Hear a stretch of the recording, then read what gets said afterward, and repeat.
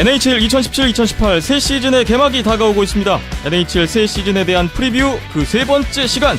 오늘은 서부 컨퍼런스 센트럴 디비전을 점검해 보겠습니다. 아시아리그 아이스하키 2017-2018 하이원이 오지글스와 일본 재즈 크레인즈를 상대로 한 원정 4연전을 1승 3패로 마치고 돌아왔습니다. 이번 주에는 대명 킬러 웨일즈와 안양 한라가 나란히 같은 상대들을 만나러 일본 원정길에 나섭니다. 국내 최초, 국내 유일의 아이스하키 팟캐스트 비하인더넷 115회 시작합니다.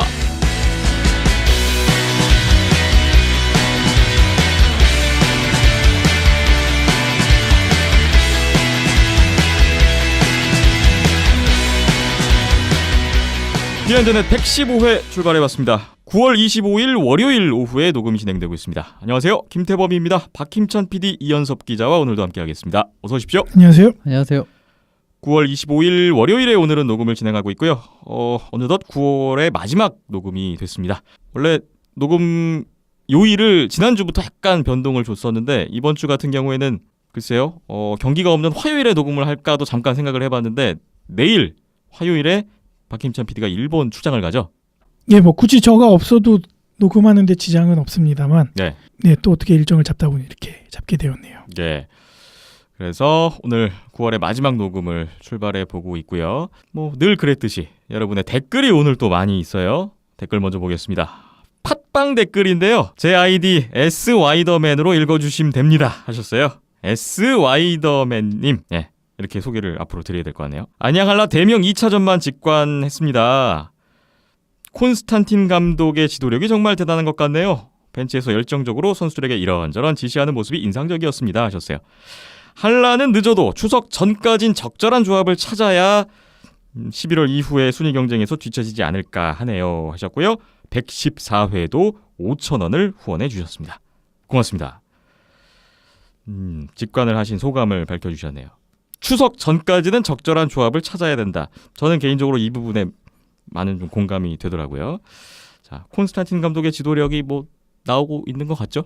예, 뭐 팀이 당장 성적이 나오는 걸 보면은 바로 아실 수 있을 것 같고, 그리고 예전에 대명, 작년 대명이죠. 그러니까 작년 대명이랑 비교해 보셔도 한 경기만 보셨더라도 뭐 차이점은 많이 나타났다고 보시면 될 것 같습니다. 예, SY더맨님 감사합니다.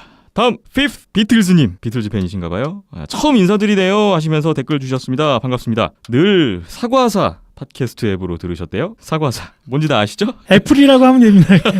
너무 신경 안 써도 돼요. 댓글 한번 달아야지 해도 엔모 사이트나 네이버요. 네. 여기 팟빵에 넘어질 못했는데 상어떼들 얘기가 있어서 반가운 마음에 글 남기셨대요. 상어떼들이라 하면 지난주에 얘기 나왔던 세너제이 샤크스를 얘기하시는 것 같은데요. 무려 3위씩이나 예상 주셨는데 노인정이라 솔직히 기대를 안 하는데 샤크스에 대한 이야기 주셨네요. 이제 베이 에어리어 떠난 지도 5년이 넘는데 그놈의 첫정을 못 끊는다고? 샤크스 팬이시군요. 원래 첫정이 평생 가는 겁니다. 참 사람이 그런 것 같아요. 예, 평생 가더라고요. 예, 버리질 못하고 계세요. 인천 대명 하이원 개막전 보고 이번엔 안양 한라와 대명 1차전 보셨대요. 대명이 확실히 많이 좋아졌네요. 역시 비슷한 의견 주셨어요. 귀국 후에 안양 살다가 인천으로 이사 온 사람으로 이제 인천 대명 응원을 열심히 해야겠다라고 약간은 간사한 생각을 해봤습니다. 외국 살다 오셨나 봐요. 네. 예, 어느 팀이든 잘하는 팀 응원하시면 됩니다. 아니 그냥 뭐 연고지 가까운데 그냥 응원하시면 네. 제일 좋을 것 같아요. 이제는 자주 직관도 가시고 하시면 뭐 인천 사시니까 인천팀 응원을 할 수 있죠. 네. 그리고 이번처럼, 그러니까 지난해처럼 선수들 이야기들 직접 들을 수 있는 기회를 더 많이 만들어주세요 하셨어요. 이영준 선수한테 유일한 국내 4팀 소속이었던 선수로 4팀 칼라 같은 거 묻고 싶긴 하던데 흐흐흐 하셨어요. 이걸 못 물어봤네요. 저도 그렇고 보니까 지난주에 이 질문은 빼먹은 느낌이 좀 칼라가 있었을까요? 아니 그냥 뭐 전반적인 경기를 풀어나가는 스타일이라든지 그런 부분만 질문을 했어도 괜찮을 것 같았는데 지금 이렇게 주시니까 또 생각이 나네요. 네, 한 번 더 나중에 모시는 걸로. 아니 뭐 개인적으로 한번 물어보고. 대명 네. 그 원정경기 가실 때 박힘찬 PD가 한번 물어봐 주세요. 아, 네, 그럼 되겠네요. 다음 주에 한번 소식을 들어보겠습니다. 다음 폴 피핀과 실버버그님 댓글 있어요. 댓글 쓰려고 했는데 114회가 올라와서 깜짝 놀라셨대요. NHL 프리뷰 들으셨는데 템파베이 우승 후보 이야기에 빵 터졌습니다. 1강 아니라 1최강이라는 표현은 정말 놀랐습니다. 손성호 기자님이 아주 재치 있는 표현을 해주셨죠. 템파 모자 하나 구입하셨네요. 애너하임 팬이신데 퍼시픽 2위 후보로 평가해 주셔서 싱글벙글하였습니다. 손 기자님의 코멘트 없어서 너무 행복합니다. 손 기자님은 말을 안 하시는 게 팬분들 입장에서는 반가운 일이군요. 애너하임 덕스 2위로 이제 이현숙 기자님이 평가해 주셨잖아요. 그렇죠. 네. 템파베이가 올해 어떻게 될지 궁금하네요. 최강 템파베이. 네. 개인적으로 에드먼턴은 플레이오프에서도 충분히 넘을 수 있다고 믿고 계시대요. 그리고 역시나 대명 킬러 웨일즈 완전 급성장한 느낌이 아주 강하다. 비슷한 의견이시대. 하이원 팬이신데 하이원만 왠지 부족함이 많아 보입니다 하셨어요. 뭐 좀 죄송스러운 이야기지만 지금 나오는 성적으로 보면은 네 맞다고 할 수가 있죠. 예, 네. 어쩔 수가 없는 것 같습니다. 그러네요. 저도 좀 왠지 공감이 되네요. 네, 이 부분은. 폴 비핀과 시버버그님 댓글까지 봤습니다. 고맙습니다. 페이스북 댓글이 있는데요.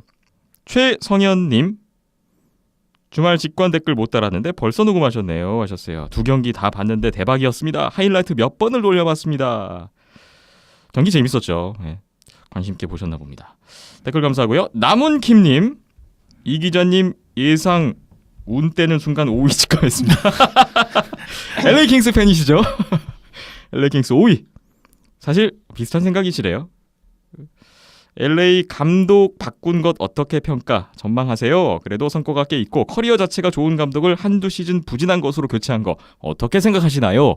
하셨습니다. 한계가 조금 그러니까 지금 예전 감독의 교체는 한계가 조금씩 보이기 시작했어요. LA가 좀 타이트한 시스템 그리고 타이트한 체킹 위주로 가는 하키를 많이 구사했었는데 그리고 그걸로 굉장히 재미도 많이 본 게 2000년대 후반 쪽이죠. 2010년 이제 초반 뭐 이때쯤인데 이제 서서히 한계가 좀 보이기 시작했습니다. 그래도 이제 그대로 그 스타일을 밀어붙였는데 작년 같은 경우에는 성과가 안 나도 너무 안 나버렸죠. 그러니까 네. 경질한 타이밍에 경질이 됐고요.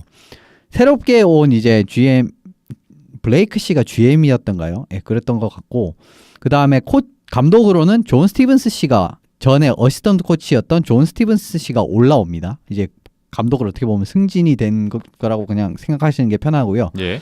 이 감독이 옛날에 필라델피아를 맡았을 때 괜찮았어요. 상당히 나쁘진 않았는데 이 감독도 좀 상성을 타는 감독이라고 보시면 됩니다. 어떤 일정한 팀은 진짜 잘 잡는데 일정한 팀을 상대로는 별로 성과를 못 내요. 그러니까 그게 굉장히 인상 깊었던 게 예전에 필라델피아가 제가 기억에는 7번 시드인가 8번 시드로 1라운드에서 워싱턴을 만났는데 워싱턴을 7차전에서 잡아버렸어요. 네. 그래서 2라운드에 진출을 했는데 그 뒤에 이제 피츠버그를 만났는데 그냥 손도 못 쓰고 그냥 탈락을 해버렸거든요. 그게 컨퍼런스 파이널이었던 걸로 기억을 하는데 그런 느낌으로 좀 강한 팀엔 뭔가 좀 그런 게 있습니다. 그리고 그 존 스티븐스 씨도 예전에 이제 서터 감독 밑에서 이제 어시스턴트 코치를 하던 사람이었기 때문에 팀 컬러가 아주 극명하게 바뀌진 않을 것 같아요. 네. 그래도 이제 성과가 없는 이 감독도 성과가 없는 감독은 아니라는 겁니다. 예, 물론 뭐 서터 씨에 비교하면은 뭐 부족한 게 사실이지만요. 예, 그렇기 때문에 뭐 어떻게 보면은 변화를 선택을 했는데 그게 좋게 나올지 안 좋게 나올지는 좀 지켜봐야 할 건 있죠. 예, 그래도 LA 자체는 전력 자체는 나쁘지 않습니다. 예, 그렇기 때문에 이 감독이 얼마나 자신의 시스템이나 좀 철학 같은 것을 잘 팀에 녹여드리느냐가 이번 시즌에 또 다른 이제 변수 포인트 중 하나라고 말씀드릴 수 있을 것 같습니다. 네, LA 킹스 팬으로서 관심 있게 계속 보고 계시는데요. 한번 지켜보죠. 일단 이현숙 기자님 예상은 그렇게 나쁘지 않은 것 같아요. 플레이오프 진출 가능성 충분한 걸로 지난주에도 예상을 주셨고. 그렇죠. 3중이라고 그때 말씀드렸기 때문에 네. 예, 가능성은 충분히 있습니다. 기대를 해보겠습니다. 댓글 감사합니다. 네이버 쪽으로 가보겠습니다. 지난해 녹음 이후에 댓글이 달렸어요. 저희가 요일이 바뀌어서 그런 것 같은데요. 문백님 댓글입니다. 김태범 아나운서 캐스팅, 이현섭 기자님의 생중계가 새로움의 다인 줄 알았는데 올라오고 있는 360VR 영상들은 진짜 놀랐습니다. 저는 그런 줄도 모르고 켜놓고 벽만 봤는데 아내가 핸드폰을 돌려주더군요. 선수들과 함께 입장하는 기분이어서 신기했습니다. 아유 감사합니다. 요게 올 시즌 들어가면서 새롭게 시도한 화면이죠. 뭔가 360VR. 그렇게 장황하게 하려고 한 건 아니었고요. 네. 예, 저도 이렇게 장비 욕심들이 많다 보니까 예, 또 그렇다고 비싼 거 못 사겠고 예, 싼 걸로 하나씩 사 모으고 있는데 예, 저도 신기해서 한번 찍어봤는데 그런 효과가 있고 예, 선수들도 좋아하고 이래서 계속 갖고 다니면서 여러 장면들을 담아보려고 합니다. 네, 새로운 시도 중에 하나였는데 좋은 반응이 나와서 박김찬 PD가 다행이네요. 뿌듯할 것 같습니다. 예. 네. 그 유튜브 어플로 보셔야 이제 이게 제대로 나오고 뭐 크롬 이제 PC에서는 크롬이나 뭐 이런 웹브라우저로 이용을 해야 되는데 예 그냥 보시는 분들은 이게 널쩍하게 화면이 펼쳐져 보이다 보니까 네. 예 그것만 좀 유의를 하시고 어플을 활용하시면은 좀 더 생동감 있는 영상들을 보실 수 있게끔 열심히 촬영하겠습니다. 네. 그렇군요. 맷 달튼 선수가 태극기가 새겨진 레그패드 사용하던데 올해 한라에서도 국가대표에서도 모두 화이팅했으면 좋겠다. 맷 달튼 선수 팬이신 것 같아요. 댓글 감사합니다. 몬트리올 알로에츠님 역시 지난해 녹음 이후에 댓글 주셨는데 NHL 18 발매일 아침에 사셨대요. 아이고 재밌겠다. 올해 월드 챔피언십에 올라간 한 국가가 빠져 있더군요. 우리나라가 없죠. 한국 네. 슬픕니다. 근데 어차피 그 게임 별로 라이센스 없는 팀은 신경 안 써가지고 로스터 완전히 동떨어져 있어서 별로 신경 안 쓰셔도 돼요. 아 다른 팀들도 로스터가 엉망인가 보죠? 예, 그 좀 이른바 잘 나가는 팀들만 좀 제대로 된 선수들 이름이 들어가 있고 NHL 네. 라이센스 예. 있는 팀만 예, 사실 거의 뭐 돼 있다고 봐도 그렇죠. 무방하죠. 나머지는 그냥 가상의 이름들로 채워져 있죠. 진 그렇군요. 팀이 많습니다. 그러니까 예를 들면 뭐 카자흐라든지 그다음에 뭐 일본이라든지 여러 네. 팀들은 전혀 동떨어진 선수들이 많기 때문에 그래도 뭐 스웨덴이랑 뭐 핀란드 이런 데는 NHL 선수들이 많아서 괜찮은데 그 NHL 선수가 없고 유럽 리그에서도 잘 안 뛰는 이런 국가들은 주로 이제 KHL 이야기하는 거죠. 예, 그러면은 없습니다. 아무도. 네. 네. 그래서 우리나라는 또 정발이 안 돼 있어요. 정식 발매가 안 되기 때문에 다들 이제 북미 제품을 사오거나 온라인으로 이제 사서 플레이를 하게 되는데 네. 안타깝죠. 안 팔리니까요. 네. 어차피 그러니까 네. 아이고 아, 우리나라에서 안 은근히 팔린다. 근데 은근히 이제 게임 커뮤니티 사이트를 돌아다녀 보면은 은근히 플레이 하시는 분들이 계시긴 계세요. 네, 또 재미있다라고 하시는 분들도 계시는데 뭐 그 수가 그렇게 많지는 않다 보니까 예, 올림픽 특수일 수도 있었는데 또 그것도 그쵸. 맞아도 안 되는군요. 내심 개인적으로 저도 이제 좀 올림픽도 개최를 하고 하니까 이제 좀 NHL 일본- 18만큼은 그러니까 우리나라에서도 약간 이런 데가 일본도 국대 내셔널 팀이 들어가 있는데 뭐 이름은 다 엉망이어도 한국도 그냥 복사 붙여넣기로 하나 넣어줬으면 어땠을까라는 생각을 했었죠. 제가 알기로 이해 한국지사 철수한 걸로 알고 있습니다. 그래가지고 예. 제대로 된 유통이 지금 어렵고 아시아 쪽에서 다 담당을 하는 걸로 알고 있거든요. 그래서 상황이 더 어려운 거죠. 예. 예. 안타깝군요. 게임은 많이 발전했네요. 하셨는데 커피 브레이크 님도 한국팀 빠진 게 아쉽다. 하지만 시뮬레이션, 프랜차이즈 모드도 있고 작년 거보다는 전체적으로 만족한다라는 감상평이셨어요. 3대3 모두 재밌더라고요. 하고 싶네요. 몬트리올 알로에츠님 추가 댓글이 있는데 역시나 월요일에 갑자기 떠서 순간 왜 뉴가 뜨지? 뭐 이러셨던 것 같아요. 오일러스를 1위로 찍으신 건 약간 의외다라는 반응이세요. 덕스를 1위로 보고 퀵이 돌아올 킹스도 3강은 될 거라 봤습니다 하셨네요. 올해는 카이어츠도 기대하는 게 동부의 립스, 서부의 카이어츠가 평행 이론을 달리는 것 같거든요. 그렇군요. 토론토와 애리조나가 항상 같이 가나 보죠. 어떻게 생각하세요? 오일러스 1위가 의외라고 하셨네요.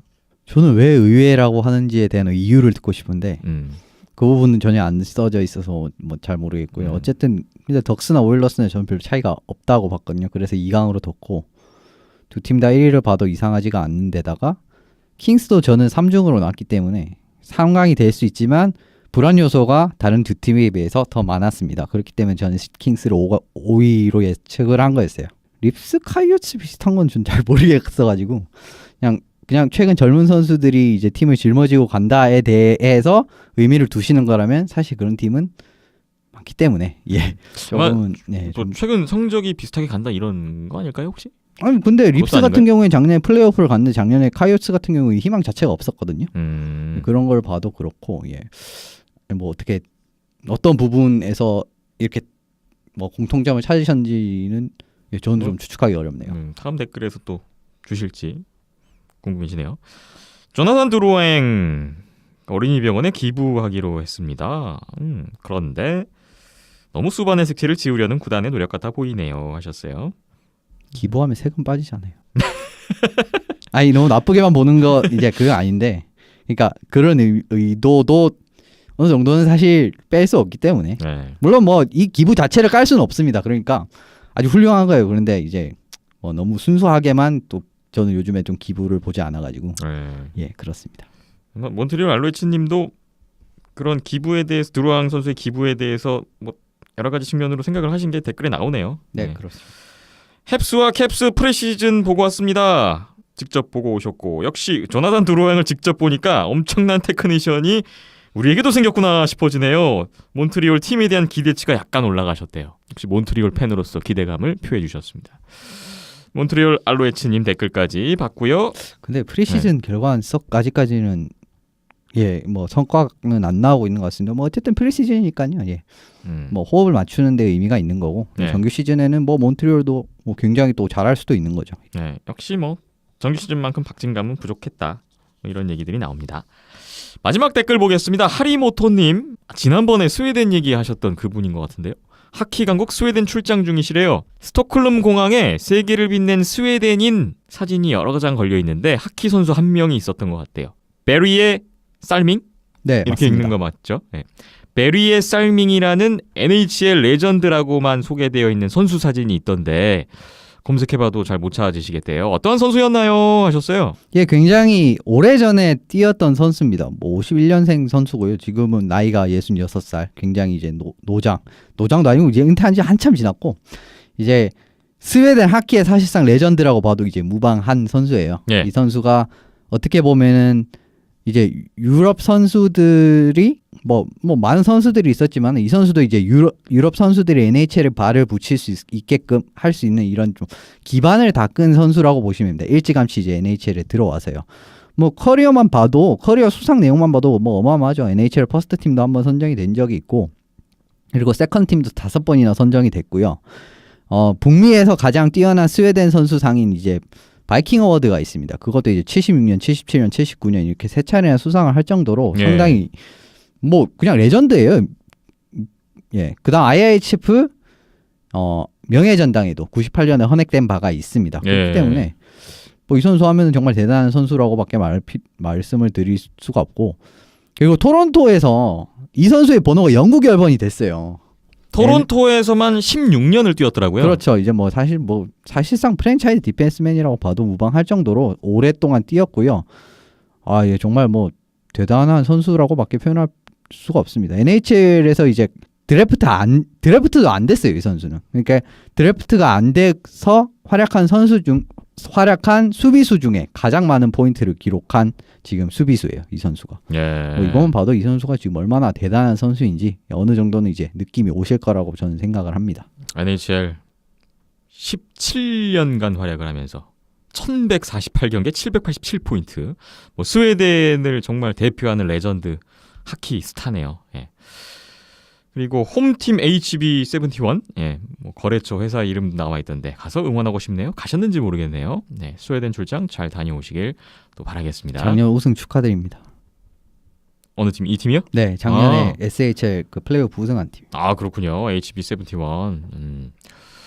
자, 하리모토님까지 모든 댓글 다 봤고요. 댓글 달아주신 모든 분들께도 다시 한번 감사드립니다. 다음 주에도 좋은 의견 계속해서 기다리고 있겠습니다.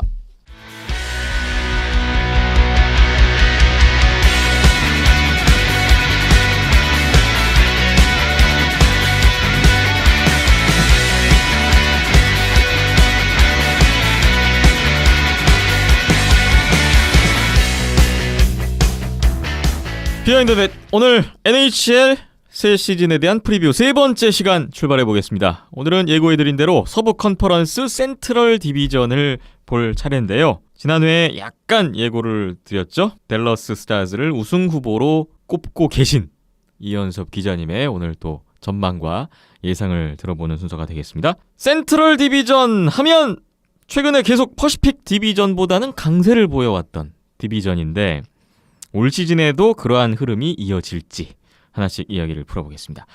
총 7팀이 있는 센트럴 디비전인데 일단 구도를 보니까 1강 5중 1약으로 예상을 주셨습니다. 예, 뭐 5중도 그냥 중은 아니고 중상쯤 되는 겁니다. 그냥. 예. 왜냐하면은 왜 그렇게 말씀드릴 수 있냐면 이번에 저는 센트럴에서 이번에도 5팀이 올라갈 거라고 보고 있어요. 아, 그렇기 때문에 사실 5중이 뭐 진짜 어중간하다라는 느낌으로 보시지 마시고 정말 강한 팀인데 그래도 각축전이 될 만한 요 5팀은 순위 변동의 여지가 있다. 예. 이 정도로만 이제 이해를 하시면 될 것 같습니다. 1약 빼고는 다 플레이오프 진출 가능성이 충분한 팀이라고 보면 되겠네요. 예, 1약은 좀 많이 어렵습니다. 네. 역시나 예상 순위 순서로 가보겠습니다. 뭐 이미 예고가 됐는데 예상 순위 1위 보겠습니다. 지난주에 말씀드렸던 댈러스 스타스를 저는 올 시즌 강력한 센트럴 디비전 1위 후보로 보고 있어요. 예. 사실 많은 전문가들이 그렇게 예상을 하고 있습니다. 그리고 올해 가장 강력한 우승 후보 중 하나입니다. 이 팀이. 그리고 템파베이와 더불어서 그렇죠. 그렇게 예상하시는군요. 예, 뭐 아직 메트로를 좀 말씀을 드리지 않았지만 예, 지금까지 말씀드린 팀 중에는 그 두 팀 이 가장 강력한 우승 후보로 보고요. 작년에 약점으로 언급받았던 부분이 참 많았죠. 그런데 이거를 전부 다 해결할 만한 영입을 다 했어요. 예. 정말 이게 대단한 점인데 공격을 말씀드리죠. 작년에 보조 스코어가 상당히 좀 부진한 활약을 했습니다. 예를 들면 패트릭 샤프 같은 선수가 있죠. 그리고 뭐 후들레르, 그다음 햄스키 이런 선수들이 뭐 거의 뭐 활약을 못하면서 참 공격에서 힘들었어요. 그러니까 세긴이랑 벤의 부담이 너무 많이 간 이제 그런 느낌이 없지 않아 있었습니다. 그런데 이번에 알렉산드르 라둘로프 이번 자유계약 시장에서 가장 뛰어난 공격수를 영입함과 동시에 마르틴 한잘 선수를 영입했어요. 이 선수가 미네소타 팀 컬러에는 전혀 안 맞는 선수였지만 NHL 최고의 세컨라인, 서드라인 센터 볼만한 선수가 누구냐라고 하면 또 마르틴 한잘 선수가 안 나올 수가 없는 이름입니다. 그렇기 때문에 보조 득점원, 체킹 라인 센터 이런 약점 그리고 이 한잘 선수를 생각을 해보면은 이번에 확장 드래프트에서 이킨 선수가 떠났잖아요. 예? 이 선수의 업그레이드라고 봐도 다 무방한 수준입니다. 예. 그렇게 보시면 되기 때문에 이 약점들을 확실하게 보강을 했고요. 수비 작년에 정말 처참했었죠. 수비는. 그런데 수비도 마크 메소가 영입이 되면서 오타와에서 그렇게 좋은 모습을 보여줬던 마크 메소가 영입하면서 탄탄해졌고요. 에사린델이나 율리우스 홍카 같은 선수도 상당히 좋은 선수예요. 그리고 특히 에사린델 같은 선수는 작년에 이 선수가 탑4 이상의 역할도 충분히 해낼 수 있다라는 걸 보여줬거든요. 예. 이미 작년에 보여줬기 때문에 이 선수들이 나이도 어리기 때문에 올해는 더 나은 기락을 보일 가능성이 커요. 그리고 메소 선수의 영입이 정말 좋아 보이는 게 뭐냐면은 이 팀에는 최고의 공격형 수비수라고 할 수 있는 용 클링베리 선수가 있습니다. 예. 그런데 오타와에도 에릭 카르선 선수가 있죠. 그 급에 되는 공격형 수비수를 한번 페어를 붙였는데 잘 맞았던 경험이 있기 때문에 요것도 상당히 잘 녹아들 가능성이 커요. 그렇기 때문에 수비적인 안정감도 더 추가가 됐고 댄 헬뮤스 같은 선수 같은 경우에는 작년에 참 뭐 댈러스 오고 별로 좋은 모습은 못 보였지만 그래도 이 선수를 세 번째 페어 정도로 쓰기에는 충분히 안정감을 보여줄 수 있는 선수입니다. 그렇기 때문에 수비도 상당히 탄탄해졌고요. 댈러스 하면 왜 댈러스가 항상 하위권이냐? 이제 작년에 무너졌냐?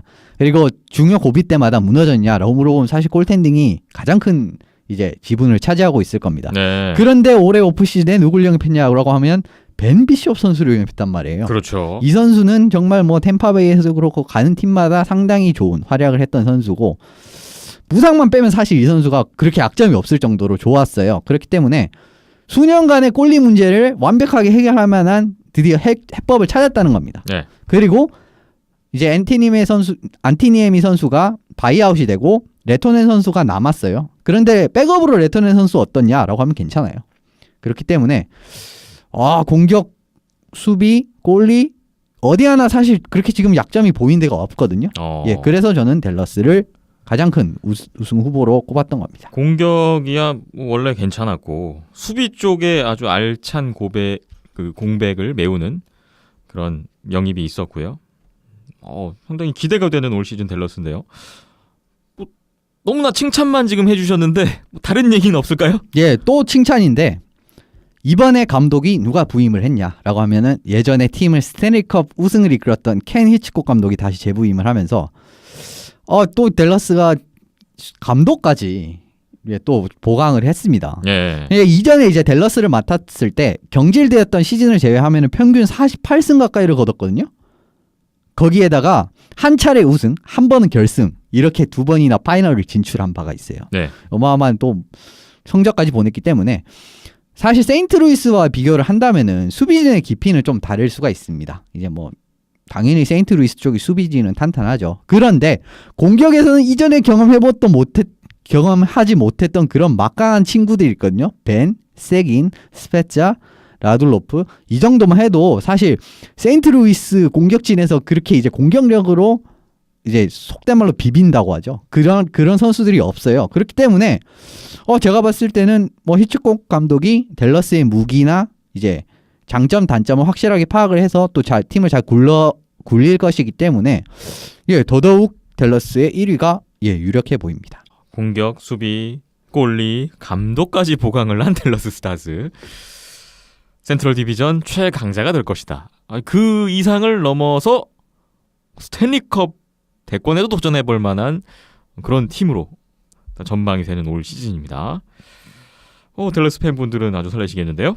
센트럴 디비전 다음 팀으로 가보겠습니다. 예상 순위 2위 보겠습니다. 내슈빌 프레데터스가 2위를 차지할 것으로 예상합니다. 지난 시즌 파이널에 진출했던 내슈빌 프레데터스 2위네요. 제임스 닐, 마이크 피셔, 콜린 윌슨이 떠나긴 했거든요. 하지만 이제 새롭게 이제 보니노, 하트널 같은 선수가 포함이 됐고요. 그리고 지난해 플레이오프 때 이 선수들이 앞서 말한 선수들의 그 공백을 메우기 충분한 활약을 보여줬던 선수가 있습니다. 과연 누구냐 하면 케빈 피알라 선수와 폰투스 오베르 선수예요. 그리고 구드로 선수까지 어떻게 3라인 4라인에서 좀 깊이를 보강해 줄 수 있을 것 같거든요. 그렇기 때문에 빈자리에 대한 공백은 사실상 걱정하지 않으셔도 돼요. 그리고 수비 부분을 말씀을 드리면은 지난해 팀을 사실상 스탠리컵으로 견인했던 4인방이 있죠. 몇 번을 말씀드렸는지 기억도 안 날 정도로 많이 말씀드렸던 선수인데 이 4인방의 유출은 없습니다.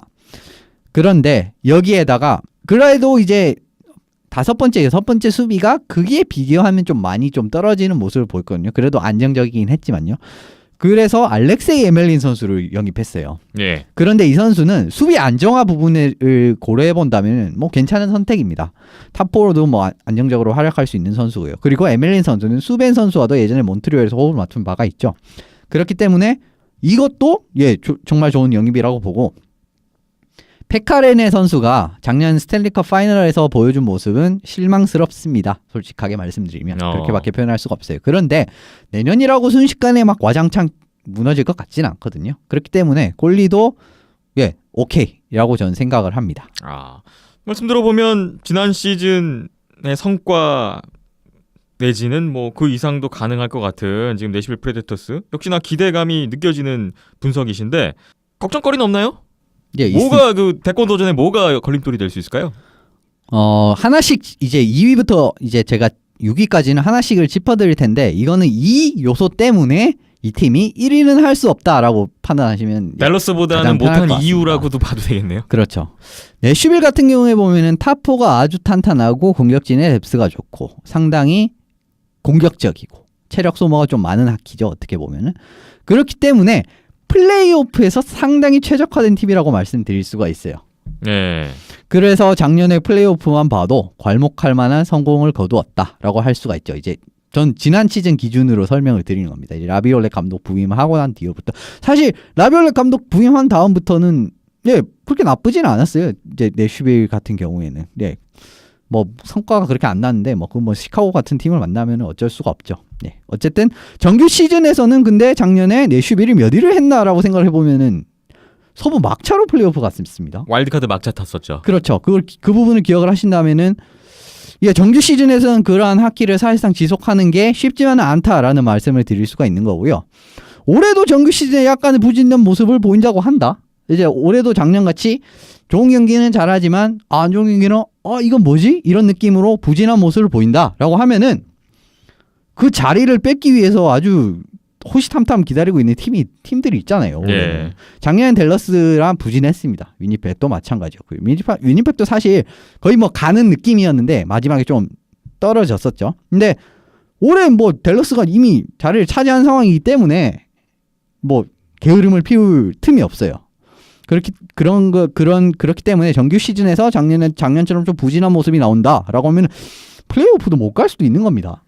그렇게 이해하시면 될 것 같고 그 다음에 또 라이언 앨리스 선수가 이제 연말까지 사실상 출장이 불가능해졌거든요. 이 공백을 또 어떻게 메울지 이 부분도 좀 지켜보셔야 될 것 같습니다. 정리해보면 팀 스타일상 플레이오프에서 최적화된 전력을 보여줄 수 있는 팀이 바로 내시빌인데 단기 레이스와 장기 레이스는 다르다. 장기 레이스인 정규 시즌이 어느 정도 성적이 날 것이냐 이것도 플레이오프까지 영향을 미칠 수밖에 없으니까 좀 중요한 변수가 될 것 같네요. 예상 순위 2위 내시빌 프레데터스였고요. 3위로 가봅니다. 3위는 어떤 팀인가요? 세인트루이스 블루스를 3위로 꼽았습니다. 예. 공격진에서 유출이 좀 많은 건 사실인데 큰 공백은 없는 것 같아요. 뭐 요리 레테레, 그다음 다비드 페롱, 뭐 라이언 리브스, 넬 야쿠포브 선수가 나갔는데 요 선수들이 이제 나가면서 들어온 선수들이 뭐 이 선수들 앞서 나간 선수들 공백을 메우긴 또 충분하다고 저는 생각을 합니다. 지난 시즌 후반기부터 합류해가지고 팀의 상당한 지분을 차지하는 지금 블라드미르 소보트카 선수가 더 잘하고 있고 예. 로비 페브리 선수는 아직까지 좀 더 지켜봐야 될 것 같습니다. 원래는 이제 복귀가 유력했는데 오늘 또 부상을 당했어요. 아하. 그래서 무릎 부상을 당해서 다시 이제 재검진을 받아봐야 나올 것 같고 그리고 브레이든 셴 이 선수가 들어왔죠. 그렇기 때문에 사실상 공백은 없다고 생각하시면 돼요. 세인트루이스가 자랑하는 이제 탑6 같은 경우 수비 말씀드리는데 예. 제이브 미스 선수가 조금 나이가 이제 들기는 했어요. 이제 조금씩 최고의 퍼포먼스에서 조금씩 이제 내리막을 보이고 있는 건 사실입니다. 이건 뭐 나이가 드는 건 어쩔 수가 없는 거잖아요. 예. 그런데 콜튼 퍼레이코 선수가 작년 월드 챔피언십에서 보여준 모습을 생각을 하면은 부미스터 선수가 좀 내려와도 퍼레이코 선수가 올라간다면 그 공백은 별로 느껴지지 않을 가능성이 있습니다. 그렇기 때문에 괜찮다고 할 수가 있고 제이크 앨런 같은 골리를 봐도 제이크 앨런 선수가 작년에 풀타임으로서의 가능성을 확실하게 보여줬던 시즌이었거든요. 플레이오프의 모습도 그랬었죠. 그리고 뭐 풀타임으로 했을 때도 중반기엔 정말 안정적인 모습을 보여줬기 때문에 골문도 문제가 없다고 보셔도 무방할 것 같습니다. 세인트루이스 블루스 이야기를 나누고 있는데 전체적으로 큰 걱정거리가 없어 보여요. 괜찮은 전력인 것 같거든요. 그렇다면 세인트 블루스의 올 시즌 변수는 뭐가 있을까요? 브레이든 셴 선수가 이 팀에 어떻게 녹아드느냐가 좀 많이 좌우가 될 것 같습니다. 예. 오랜만에 정말 공격 부분에서 크게 물꼬를 틀 수 있는 선수가 영입했다고 봐도 무방하거든요. 정말 진정한 1라인 센터라고도 볼 수 있는 선수가 드디어 이제 세인트루이스 블루스에 영입이 됐습니다. 필라델피아에서 지난 2시즌간 55포인트 이상을 기록을 했어요. 그리고 25개 골이 25골 이상을 챙기기까지 했었어요. 그 앞선 2시즌에. 예. 그런데 이 선수가 정말 눈에 띄는 스탯이 뭐냐면은 작년에 이 선수가 리그 전체 파워플레이 골 1위입니다. 17개나 넣었어요. 그래서 세인트루이스의 파워플레이가 더 강해졌습니다. 예. 그런데 작년에 세인트루이스 파워플레이가 제가 알기로는 정말 상위권으로 알고 있거든요. 원래 좋았는데 더 업그레이드가 됐다. 그렇죠. 이제 스페셜 팀이 더 이제 됐고 브레이든 셴 선수가 예전에는 정말 NHL 최고 유망주까지도 뽑혔던 선수였어요. 이 선수가 뽑혔던 선수인데 예. 그만큼 지금은 좀 성장하지 못한 느낌이 나오죠. 그런데 세인트 블루 새로운 팀에서 지금 사실 뭐 팀을 두 번째 옮긴기는 한 거지만 블루스에서 진정한 1라인 센터의 면모를 보여준다. 그리고 같이 라인메이트가 될 가능성이 유력한 타라센코 선수와 호흡이 좋다. 그래서 타라센코 선수가 50골 이상을 기록한다. 이러면 세인트루이스 정규 시즌 1위도 사실은 꿈이 아닙니다. 새로 들어온 브레이든 셴 선수가 키 플레이어인데 이 선수의 활약 여부 그리고 그에 따른 팀에 미치는 영향까지 시너지가 난다면 세인트루이스가 댈러스까지도 위협할 수 있는 그렇습니다. 그런 팀이 될 수도 있겠다는 분석이십니다. 알겠습니다. 기대가 되네요. 센트럴 디비전 예상 순위 4위 보겠습니다. 미네소타 와일드를 꼽았습니다. 미네소타 와일드가 4위면 지난 시즌만은 못한 결과가 될 수도 있겠는데요. 그렇죠. 뭐 정말 새롭죠. 왜냐하면 미네소타 NHL에서 가장 수비적인 팀 칼라를 가진 팀 누구냐라고 하면 사실 제일 먼저 머리에 떠올 만한 팀이 미네소타 와일드였어요. 네. 그런데 작년에 그분이 감독으로 들어오시면서 팀이 아주 완벽하게 바뀐 모습이었습니다. 그분이라면 부드러시죠. 브루스 부드러시가 들어온 이후로부터 예.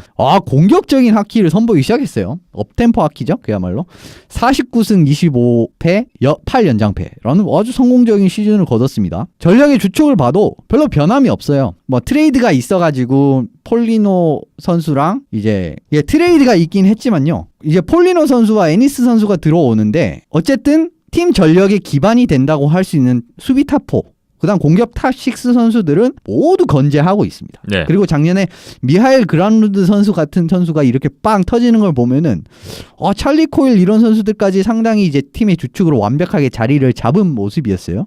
그렇기 때문에 강력하다. 여전히 올해도 코어는 여전하다라고 말씀드릴 수가 있고, 지난 시즌 좀 사실 좀 이 선수가 성공할 것 같았는데 레귤러 잔류에 실패했던 선수가 있습니다. 요엘 에릭손 에크라는 선수인데 이 선수도 사실 올해 이제 한 자리 차지할 가능성이 있습니다. 예. 그러면은 또 팀 깊이가 더 깊어지는 거고요. 이번에 맥컬렌 선수가 오랜만에 또 다시 미네소타로 복귀를 했죠.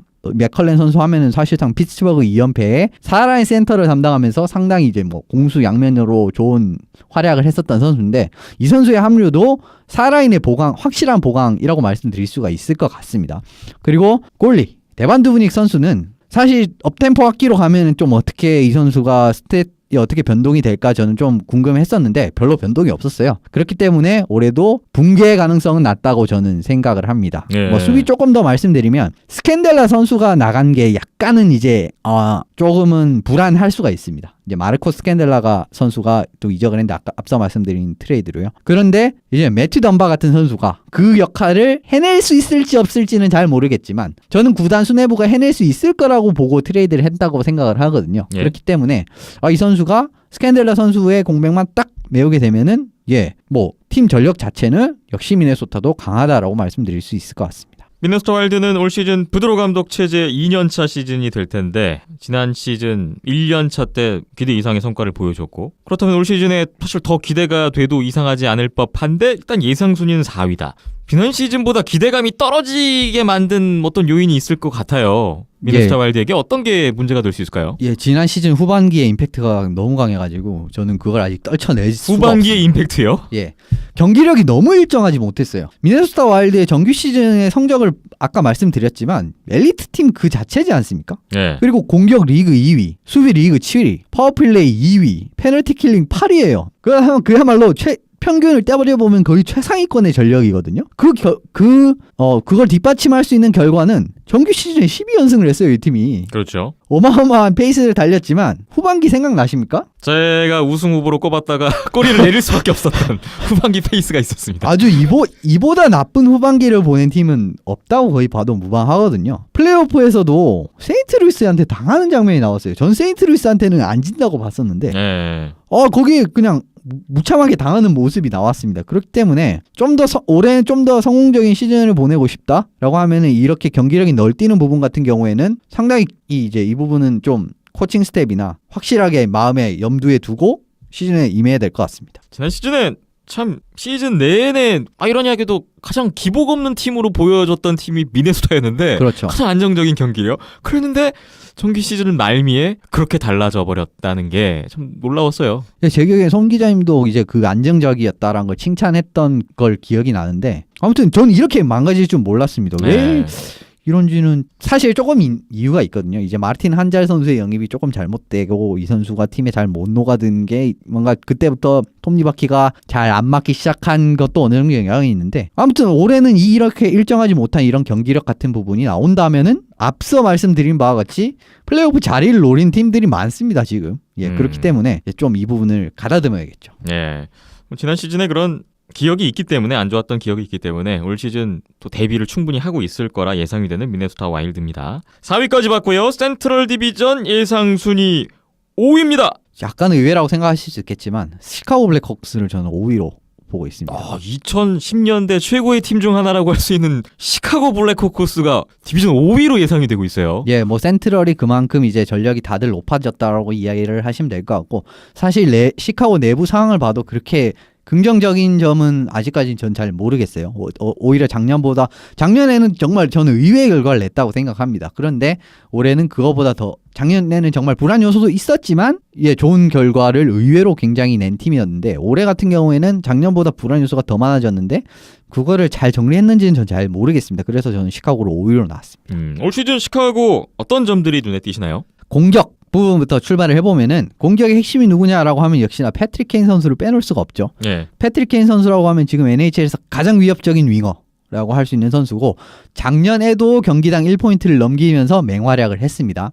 케인 선수와 굉장히 좋은 호흡을 보였던 파나린 선수의 공백은 좀 안 느껴지려면 안 느껴질 수가 없어요. 이거는. 그런데 파나린 선수의 대체로 브랜든 사드 선수와 패트릭 샤프 선수를 영입을 했어요. 그렇기 때문에 최대한 공백을 메워 줄 거는 같습니다.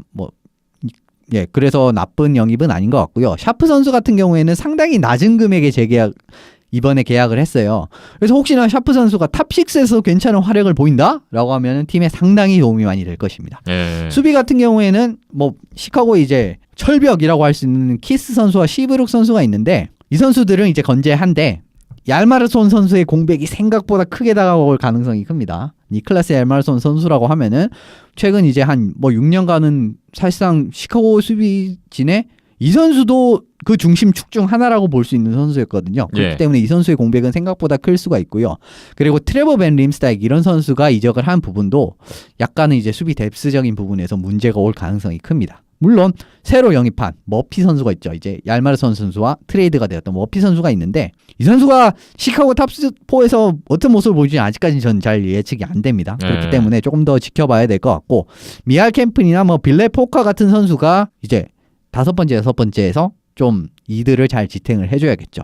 지난해 좀 부진하다고 하면은 부진하다고 할 수 있는 크로포드도 올해 다시 반등해야만 합니다. 왜 그러냐면은 지난해 백업으로서 좋은 백업이다 라고 할 수 있었던 스콧 달링 선수가 이번에 캐롤라이나로 이적했어요. 그렇기 때문에 백업이 없습니다. 사실상 아직 기댈 만한 선수가 있긴 한데 아직 이 선수가 어떤 이제 백업으로 어떤 활약을 보일지는 알 수가 없어요. 그렇기 때문에 크로포드는 올해는 반등을 해야만 합니다. 말씀 들어보니까 시카고 블랙호크스는 올 시즌 파나린의 공백부터 시작해서 여러 가지 불안 요소 변수들이 눈에 띄고 있는데 이현섭 기자님이 보셨을 때 시카고에게 있어 가장 큰 변수, 불안 요소 어떤 건가요? 이것도 좀 놀라시는 분들이 계실지 모르겠는데 저는 조너선 테이브스 선수가 더 분발을 해야 된다고 봐요.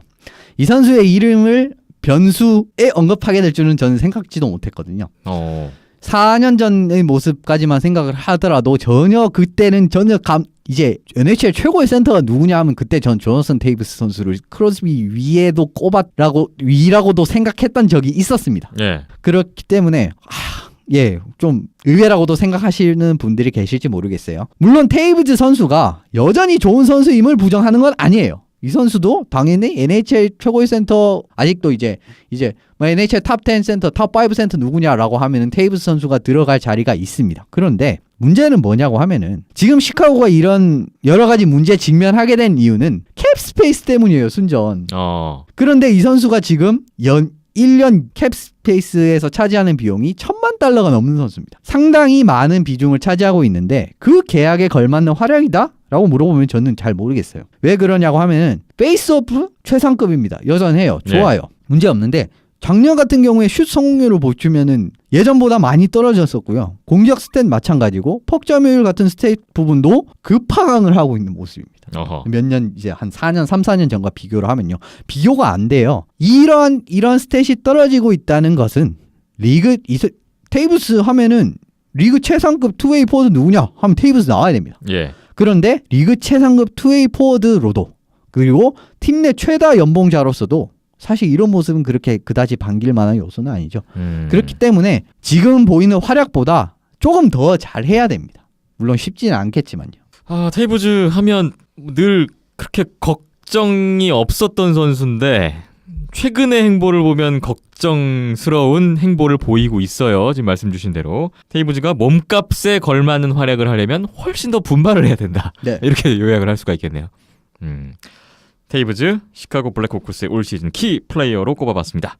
이제 두 팀이 남았어요. 이제 5중 중에 마지막 팀이 될 텐데 예상 순위 6입니다. 위니펙 제츠를 뽑았습니다. 예. 전력 자체를 보면 충분히 플레이오프에 들어가도 이상하지가 않은 팀이에요. 샤이플레이, 라이네를 중심으로 한 공격진, 탑라인 공격진에 브라이언 리틀 이 선수도 상당히 NHL에서 저평가받는 선수 중 하나인데 뛰어난 선수입니다. 그리고 블레이크 윌러도 있죠. 게다가 여기에다가 젊으면서 가능성이 있는 코너나 패텐이나 에르미아 같은 선수가 올해 더 성장을 한다라고 하면은 제가 봤을 때 위니펙 공격 리빌딩은 끝났다고 봐도 과언이 아닐 정도로 좋습니다. 예. 그리고 서부 지금 센트럴에서도 경쟁력이 있고요. 수비 같은 경우에는 버플린, 트루바, 마이어스라는 탄탄한 기반에 작년에 조시 모리시 선수가 어떻게 보면 좀 깜짝 데뷔 같은 느낌 하면서 큰 폭으로 성장해서 이제 한 자리를 차지를 했거든요. 정말 중요한 자리를 차지를 했고 탑6가 정말 공고해졌습니다. 그리고 오프 시즌에 영입을 한 선수가 드미트리 쿨리코프 선수를 영입했는데 이 선수의 역량 자체를 보면은 탑4 수준에서도 충분히 도움을 줄 수 있는 선수이기 때문에 예. 탑6도 탄탄해요. 그리고 저는 토비아스 앵스트렘 선수가 이번에 확장 드래프트에서 팀을 이적할 거라고 생각을 했지만 이 선수도 잔류를 했습니다. 결국 그렇기 때문에 위니펙 공격 수비를 전력을 보시면 좋다라고 말씀드릴 수 있고 충분히 플레이오프를 가도 이상하지 않다라고도 말씀드릴 수 있습니다. 플레이오프 진출 가능성을 느끼게 해주는 위니펙 제츠입니다. 그럼에도 불구하고 5중 중에 가장 뒷순위로 예상하신 이유가 있을 텐데요. 어떤 부분인가요? 꼴리가 정말 믿을 수가 없을 정도로 약하기 때문입니다. 믿을 수가 없을 정도로 약하다. 네. 그래서 그 문제를 해결하기 위해 스티브 메이슨 선수를 영입했거든요. 예. 필라델피아 플라이어스에서 이제 작년까지 활약을 했던 꼴리인데 이 선수가 정말 NHL에서 가장 센세이션한 데뷔를 한 꼴리가 누구냐라고 하면 또 이 선수가 빠질 수가 없을 정도로 대단한 선수예요. 20세의 나이로 콜럼버스, 그 당시 약체팀인 콜럼버스에서 데뷔를 했는데 한 시즌에 셧아웃을 10개나 하면서 신인상을 그에 대해 차지를 했었어요. 근데 그 이후로부터 아주 그 이후로부터 그 모습은 온데간데 찾을 수가 없었습니다. 물론 그래서 필라델피아에 트레이드까지 됐었고요. 필라델피아에서 트레이드 뒤에 활약상은 그렇게 나쁘진 않아요. 평균 실점 2.47에 91.8%의 세이브 퍼센티지면 나쁘진 않습니다. 근데 이게 불안한 이유가 뭐냐? 왜 이 선수를 불안하다고 말씀드리냐라고 하면은 지난해 세이브 성공률은 90.8%밖에 안 됐거든요. 그리고 매해 필라델피아에서 최근 3년간 세이브 퍼센트가 계속 떨어지고 있는 이제 와중이었습니다. 물론 뭐 필라델피아의 수비진이 못 믿어온 건 사실입니다만은 뭐 그럼 콜럼버스는 그때 뭐 믿어지도 않았거든요. 그렇기 때문에 작년에 90.8%의 세이브 성공률로 위니펙의 골문을 책임질 수 있을까에 대한 거는 약간은 미지수예요. 그렇기 때문에 이 선수가 진정한 해답인지는 잘 모르겠습니다. 근데 재밌겠지만 또 다음 주 예고를 살짝 해보이면은 필라델피아도 똑같은 고민을 하고 있어요. 이번에 새로운 꼴리를 영입했는데 이 선수가 될지는 미지수입니다. 어쨌든 위니펙도 마찬가지입니다. 스티브 메이슨 꼴리 얘기를 주셨어요. 20살 때 보여줬던 데뷔 시즌 그 정도 센세이셔널한 모습까지는 아니더라도 어느 정도 회복된 모습을 보여야 위니펙 제츠의 전력에 좀 도움이 될 텐데 걱정스러운 부분이 있습니다. 20살 때 모습 나오면은 그냥 뭐 또 1위 할지도 또 모릅니다. 키 플레이어 스티브 메이슨입니다. 센트럴 디비전 마지막 팀이 남아 있습니다. 1강 5중 1약 중에 1약. 이 팀은 지난 시즌에 이어서 올 시즌도 전망이 어둡군요. 예상 순위 마지막 7위입니다. 콜로라도 에벌랜치입니다. 콜로라도 에벌랜치 올 시즌도 최하위로 예상이 되고 있습니다. 저는 이 팀을 정말 긍정적인 모습을 정말 많이 찾으려고 노력을 해봤는데 진짜 없어도 이렇게 없는 팀은 정말 오랜만이에요. 도대체 뭐가 그렇게 문제이던가요? 선수진의 깊이에서도 어느 정도 공백이 지금 생겼습니다. 이번에 오프시즌에 여러 선수들을 이루면서 공백이 생겼는데 요거를 성공적인 영입으로 풀어냈냐라고 하면은 아니요예요. 이게 첫 번째 문제고 맥키넌, 듀세인, 란데스코그 뭐 이런 에이스 선수들 같은 경우엔 괜찮아요. 오케이예요. 그런데 매트 듀쉐인 선수가 올 시즌 팀을 떠날 가능성이 상당히 높습니다. 제가 알기로는 계약 마지막 해거든요. 그렇기 때문에 팀이 떠날 가능성이 높고요. 새로운 선수들을 봐도 콜린 윌슨을 제외하면은 뭔가 팀에 기대가 될 만한 전력에 도움이 될 만한 선수들은 없어요. 정말 이것도 문제죠. 안 그래도 팀이 그렇게 탄탄한 전력이 아니었는데 영입도 제대로 안 됐기 때문에 그게 더 문제인 거고 팀 내 유망주인 타이슨 조스트 선수가 있습니다. 근데 이 선수는 좀 희망적이에요. 올 시즌 사실 NHL 데뷔도 어느 정도 예상이 되고요. 그런데 이 선수가 올 시즌에 당장 레귤러 들어와가지고 3라인 센터를 한다고 해도 공격진의 깊이는 너무 얕습니다. 수비진을 봐도 당장 탑4의 안정화조차 기대할 수가 없는 상황이에요. 이게 지금 얼마나 앞서 6개 말씀드린 팀에서 제가 수비가 약하다라고 말씀드린 팀 하나도 없거든요. 그렇네요. 지금. 그런데 이 팀만은 약합니다.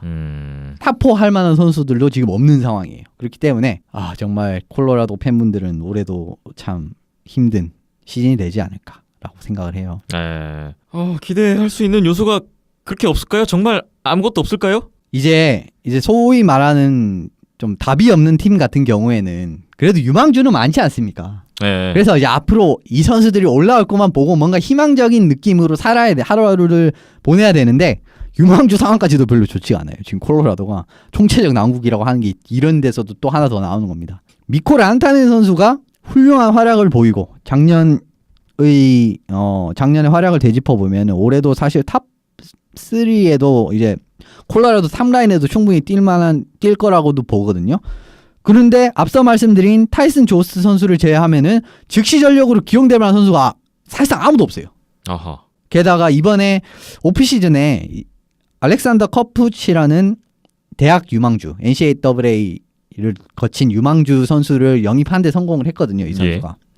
그런데 이것도 그렇게 큰 장점이 되지 못하는 이유가 뭐냐면은 작년에 NCAA 최우수 선수 누구냐 하면 윌 부처 선수가 있습니다. 예. 그런데 이 선수가 예전에 콜로라도가 뽑았던 선수예요. 그런데 그 이후에 무슨 일이 있었나 보죠? 그런데 콜로라도는 이 선수와 계약을 안 했던 겁니다. 그래서 자유계약 신분이 됐고 이 선수가 뉴저지 데블스로 가게 됐어요. 그렇기 때문에 유망주 상황도 어떻게 보면 약간 답보한 상황이거든요. 이제 커풋이 들어와서 부처까지 들어오면 어떻게 보면 또 여기에서도 희망을 기대할 수 있는데 대학으로 이제 풀어 나가는 거죠. 그런데 더 좋은 애를 잃었네? 이런 느낌이에요. 오히려 지금 뉴저지가 정말 재밌는 팀이 돼가고 있습니다.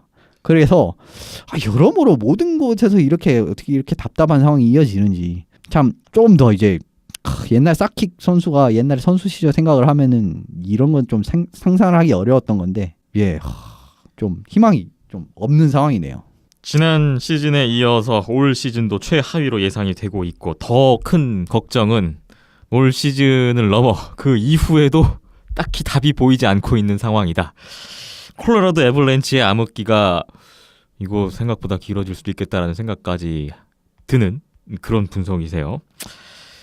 자, NHL 새 시즌 프리뷰 오늘 세 번째 시간 진행을 해봤습니다. 서부 컨퍼런스 센트럴 디비전 전망을 해봤는데 일단 1강 5중 1약인데 플레이오프 진출 5팀까지 가능한 걸로 역시나 올 시즌도 퍼시픽 디비전보다는 강한 디비전이 될 것 같네요. 이렇게 오늘 예상을 해보면서 이 시간을 마무리해볼까 합니다. 다음 시간에는 이제 한 디비전 남았죠? 동부 컨퍼런스 메트로폴리탄 예, 작년 우승을 차지했던 디비전 최강 디비전이라고 그렇죠. 하는 메트로폴리탄 디비전 어떤 이야기들이 나올지 기대를 해보면서 또 다음 주에도 이현숙 기자님의 내용을 기다리고 있겠습니다.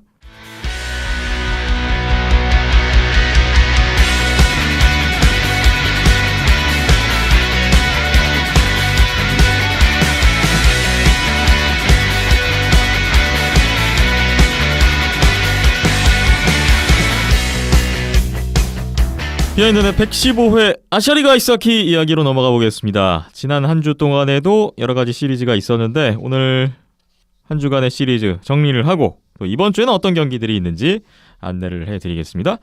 하이원의 일본 원정이 계속됐습니다. 9월 19일과 20일에 일본 쿠시로에서 일본 제지 크레인지와 2연전이 있었습니다. 결과는 많이 아쉽게 됐네요. 9월 19일 1차전에서 3대2 한 골차. 윤지만 선수 선제골로 출발을 했던 경기였는데 팀 햄블리 데이빗 봉크 선수의 골로 역전이 됐어요. 마이크 테스트위드 선수가 마지막에 한 골 만회하면서 한 골차 경기로 끝났습니다. 크레인즈가 승리를 했고요. 팀 햄블리 선수가 5경기 만에 아시아리그 데뷔 첫 골, 그리고 데이빗 봉크 선수가 이적 후 첫 골을 신고했습니다. 하이원은 윤지만 선수가 역시 팀 이적 후에 7경기 만에 첫 골을 넣은 선수들이 많이 눈에 띄었던 1차전이었네요. 테스트위드 선수가 역시나 이 경기에서도 골까지 기록하면서 3경기에서 5포인트 좋은 활약을 이어갔습니다. 이날 하이원은 좀 아쉬웠던 게 파워플레이였지 않았을까 싶은데 사실 올 시즌에 하이원이 파워플레이 참 좋아졌다. 이날 경기 전까지 파워플레이 전체 1위였거든요. 근데 이날은 7번의 파워플레이 모두 득점에 실패하면서 결국은 패배를 막을 수가 없었습니다. 다음 9월 20일 2차전에서는 스코어가 7대 0이 나왔습니다. 2골, 3골 각 피리어드마다 크레인즈의 골이 터졌고 7대 0 크레인즈의 완승으로 끝났네요. 크레인즈 시게노 슌스케, 나카지마 쇼고, 우에노 히로키, 사토 히로시, 이리쿠라 타이가, 이토 켄고 무려 6명의 선수가 2포인트씩 했고요. 우에노 히로키와 시게코 슌스케가 또 시즌 첫 골 신고를 했습니다. 이날도 크레인즈는 이노우의 미츠야키 골이 나왔는데 23세이브 셧아웃 승리. 하이원과의 이번 두 경기 55세이브 2실점에 모두 승리를 거뒀네요. 이노우의 미츠야키를 이 하이원과의 시리즈 변수로 꼽았던 박힘찬 PD였는데 역시나 두 경기를 다 뛰었고 지금 전 경기 출장을 하고 있습니다. 반면에 제이슨 바카시와 선수가 이날 2피리어드까지 4실점 후에 박성재 골리로 교체되는 장면을 볼 수가 있었고요. 하이원으로서는 많이 아쉬운 2차전 결과가 됐습니다. 이번 크레인즈와의 2연전 결과를 놓고 연습 기자님은 어떻게 평가를 하실 수 있을까요? 예, 만족스럽지 못하다라고밖에 뭐 말씀드릴 수가 없죠. 지금 하이원이 사실상 시즌을 전망을 해보면은 그렇게 높은 데서 순위를 맞출 것 같지는 않았어요. 이제 최상의 시나리오가 플레이오프 막차 같은 느낌이었는데 어떻게 보면은 그런 플레이오프 자신과 비슷한 순위 경쟁을 할 만한 팀이 어디냐라고 하면 사실 올해 같은 경우에는 크레인즈나 벅스 같은 경우를 들 수가 있거든요. 그런데 맞대결에서 승점을 1점 따지 못했다라고 하는 거는 상당히 큽니다. 게다가 지금 테스비드 선수가 돌아왔고 또 오지전을 한번 잡았는데 분위기를 탄 상황에서도 이제 그 분위기를 못 살렸다라는 부분도 문제가 있고 전반적으로 이제 실점 장면 같은 걸 봐도 선수들이 체력이 많이 떨어지거나 그런 부분이 있었고요. 그런 부분이 조금 눈에 보인 데다가 수비 로테이션 이런 부분이 꼬이는 게 상당히 많이 나왔어요. 예. 그렇기 때문에 수비 안정화 부분이 역시나 이번에도 문제시 되었다. 그리고 또 바카시오 선수가 어떻게 보면 또 손 쓸 수 없는 바카시오 선수도 이번 사실 이번 시리즈에서 좋다라고 말하기는 어려운 기록이에요. 그런데 뭐 이 부분은 하이원 수비도 약간은 좀 지분이 있다라고 말씀드릴 수가 있을 것 같고 또 하이원 입장에서 또 나쁜 부분이 뭐냐면은 바카시오와 꼴리가 교체가 됐었잖아요. 그래서 예. 박성재 선수가 나왔는데 또 그렇게 좋은 모습이 안 나왔다는 겁니다. 이제 오지 정과는 좀 어떻게 보면 정반대되는 결과라고도 할 수가 있는데 또 스위프트 선수도 경기가 안 풀렸을 때 슬래싱해서 메이저 미스컨덕터 받은 것도 변함이 없다라고도 말씀드릴 수가 있을 것 같고 여러모로 지금 좀 긍정적인 부분보다는 부정적인 부분이 더 많이 부각되고 나타나고 있는 게 사실입니다. 예. 수비가 걱정인데 그런 측면에서는 트로이 마일럼 선수 빨리 돌아와야 그나마 좀 기대할 수 있는 부분이 있지 않을까요? 그렇죠. 이 선수가 빠지고 난 이후로부터 지금 수비가 약간 정돈되지 못한다는 느낌을 상당히 저는 많이 받고 있습니다. 한라전도 그랬고요. 그리고 나머지 경기도 마찬가지의 결과라고 저는 생각을 하는데 어쨌든 마일런 선수가 빠르게 복귀를 해야 지금 하이원 같은 경우에는 좀 더 반등의 계기를 빠르게 찾을 수 있을 것 같습니다. 마일럼 선수가 5경기 연속 결장을 하고 있는데 그 부상을 당했던 한라전 포함해서 지금 하이원은 최근 1승 5패라는 어려운 시기를 보내고 있습니다. 첫 두 경기가 1승 1패긴 했지만 어쨌든 승점을 다 따지 않았습니까? 예. 두 경기에서. 이런 걸 비교해본다면은 참 여러모로 많이 아쉽죠. 마일럼 선수의 결장이에요. 이번 2연전에서 크레인즈가 2승 승점 6점을 챙겼습니다. 하이원이 일본 원정 4연전이 끝났는데 1승 3패 승점 3점으로 마무리를 했고 9월 일정이 하이원은 다 끝났어요. 시즌 첫 8경기 승점 7점으로 마무리됐습니다. 많이 아쉬운 9월인데요. 처음 시작은 상당히 좋았는데 저는 물론 뭐 첫 시리즈를 되돌려 보면은 정말 이제 희망이 좀 있었죠. 왜냐하면은 첫 시리즈에서 실리를 받던 쪽은 하이원이었기 때문에 예. 더 그렇다고 말씀을 드릴 수가 있는데 그 이후에도 그래도 많이 좋아졌습니다. 왜냐하면은 작년 같은 경우에는 좀 비슷하게도 못 가는 경기를 상당히 비슷하게는 많이 갔던 게임도 있었거든요. 뭐 돌이켜 보면은 한라 첫 번째 경기가 그랬고요. 지금 같은 경우에도 뭐 크레인즈 첫 경기라든지 오지 두 경기 같은 경우에 상당히 접전의 승부가 나오지 않았습니까? 이런 부분 같은 경우는 상당히 긍정적인데 그런 결과를 감안을 해봐도 8경기에 7점 같은 경우에는 상당히 실망스러운 성적임은 분명한 것 같습니다. 네. 좀 더 분발이 필요한 하이원의 10월이 될 것 같습니다. 다음 시리즈 일본 니코로 가보겠습니다. 니코 아이스박스와 사할린의 2연전이 또 있었는데 9월 21일 목요일에 1차전 3대2로 사할린이 승리를 했습니다. 여기도 역전의 재역전 승부가 나왔네요. 3피리어드에 사할린이 키릴 폴리안스키, 안드레이 골리시에프의 골로 재역전승을 가져갔습니다. 안드레이 스텔마크 골리가 3경기 만에 선발로 돌아왔어요. 17세이브 2실점 승리를 했고 아이스벅스는 후쿠지 유타카가 5경기 만에 휴식을 취하면서 오노코이 선수가 처음으로 출장했는데 23세이브 3실점 패배로 끝났습니다. 9월 22일 금요일에 2차전이 있었는데요. 알렉세이 예레민, 키릴 스타르체프, 미카엘 클림척의 골 차례로 나왔습니다. 사할린이 3대0으로 또 승리했습니다. 알렉세이 예레민 선수가 2피리어드 선제골 넣으면서 통산 200포인트 달성이 됐습니다. 안드레이 스텔마크 골리는 또 25세이브 셧아웃 승리. 역시 이번 2연전에 42세이브 2실점이라는 좋은 기록을 남겼네요. 후쿠지 유타카가 아이스벅스는 다시 선발로 돌아왔는데 또 결과는 좋지 않았습니다. 이번 2연전 사할린이 일단 대명 킬러 웨일즈와의 홈 2연전 패배 충격을 벗어냈다라고 볼 수가 있을까요?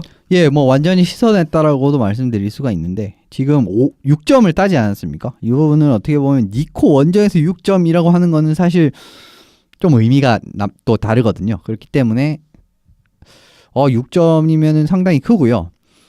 뭐 첫 경기는 사실 뭐 어떻게 보면 그렇게 깔끔한 승리는 아니었다라고도 할 수가 있죠. 뭐 스텔마우 선수가 2실점, 17세이브 2실점이면 사실 뭐 그렇게 좋다라고 보기 어렵지 않습니까? 그런데 지금 사할린이 좀 눈에 띄는 부분은 역전승 같은 경우가 많습니다. 뭐 뒤에 이 다음 경기에도 말씀을 드리겠지만 이것도 좀 흐름을 딱 가져와서 역전을 하는 그런 장면이 나왔거든요. 어떻게 보면은 좀 강팀이 가져야 될 그런 요소를 가지고 있고 팀 전력 자체는 나쁘지 않다라고 말씀을 드리고 있는 게 이제 뭐 계속 어떻게 보면은 대명의 덜미를 잡혔음에도 불구하고 사할린의 팀 전체적인 전력이 나쁘지 않다라고 말씀드릴 수 있는 부분이 이렇게 좀 어려운 경기라고 하더라도 역전을 할 수 있는 능력을 가지고 있는 팀이기 때문이다 라고도 말씀을 드릴 수가 있을 것 같아요. 예, 승점 6점 성공적인 결과를 받아들었던 사할린이었습니다.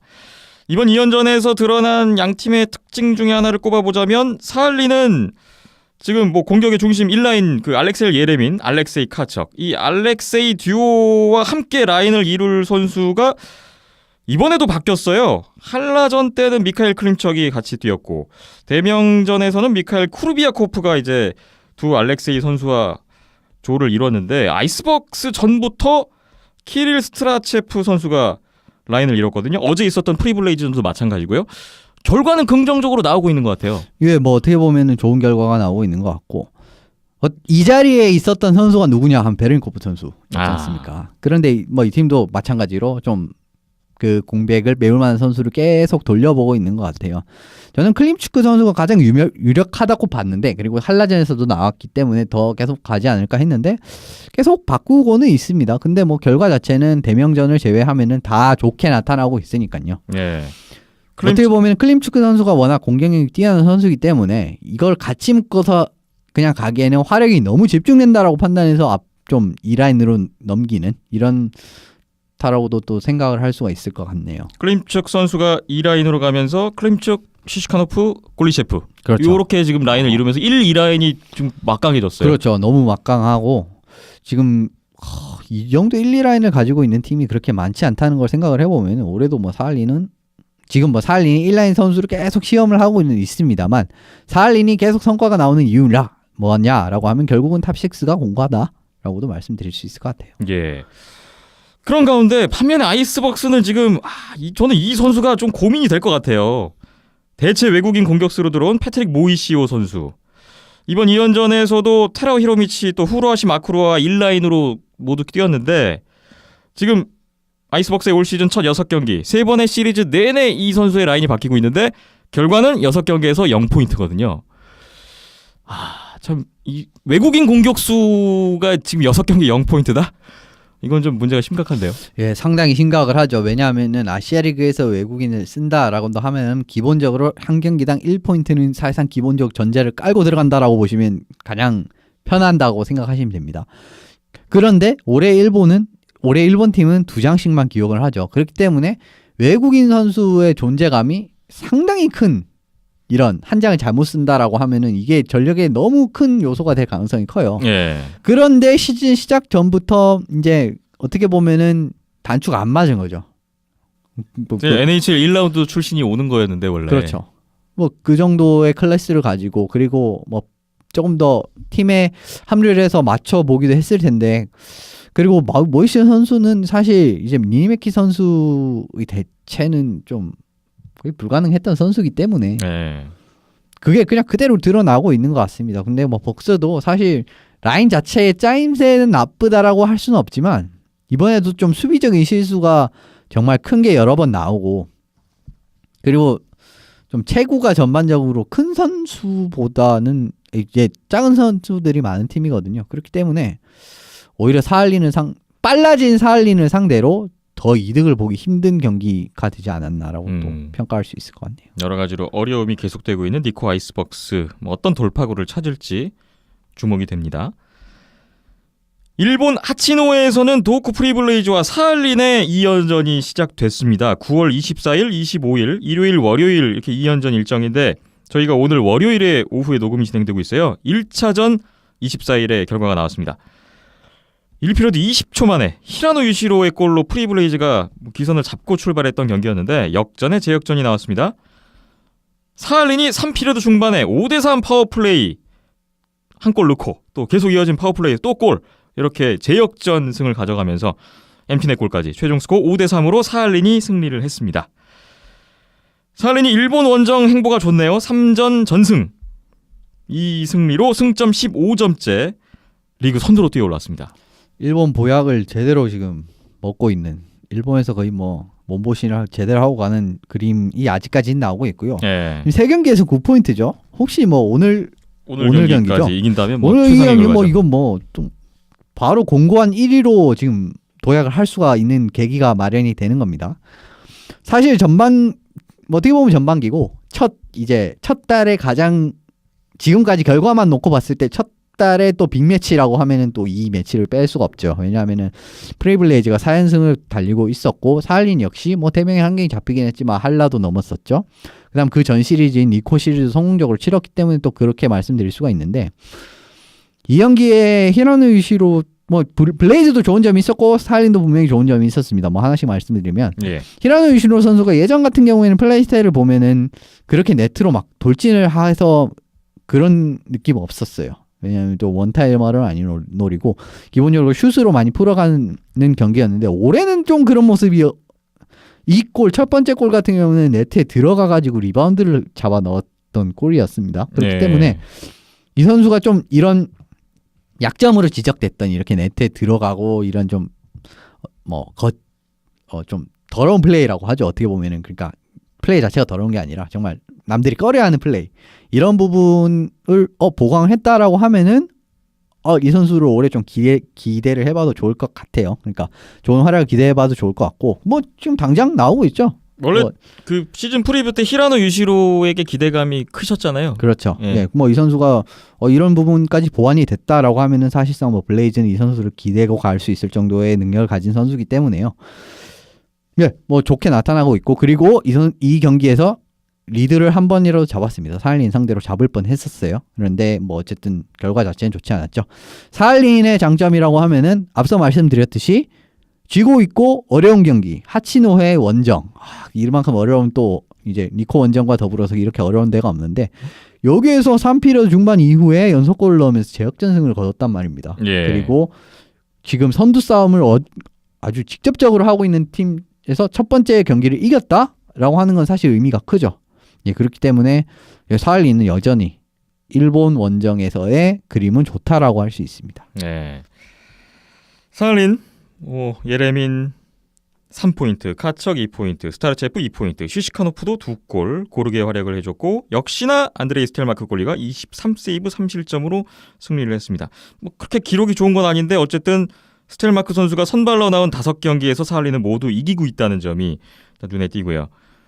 프리블레이즈는 하타 미츠카즈 선수가 나왔는데 28세이브 4실점 패배가 됐네요. 지금 계속 하타와 이토 번갈아 가면서 출장을 하고 있다 보니까 이런 패턴이라면 오늘 월요일 경기는 이토 유토가 나온다는 지금 예측이 들기도 하는데 예, 그럴 가능성이 크죠.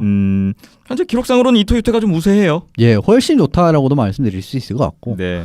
지금 첫 경기는 하타, 두 번째 경기는 이토라는 공식을 계속 지금 넣고 가고 있습니다. 뭐 사실 이렇게 가는 거는 이 두 골리의 차이가 그렇게 크지 않다. 퍼포먼스에서 차이가 그렇게 크지 않기 때문에라고 말씀드릴 수가 있는데 여태까지의 블레이즈의 컬러를 생각을 해봤을 때는 약간 의아한 결정이에요. 지금같이 이 정도로 이토가 좋으면 사실 이토를 계속 밀어도 그렇게 나쁘진 않거든요. 네.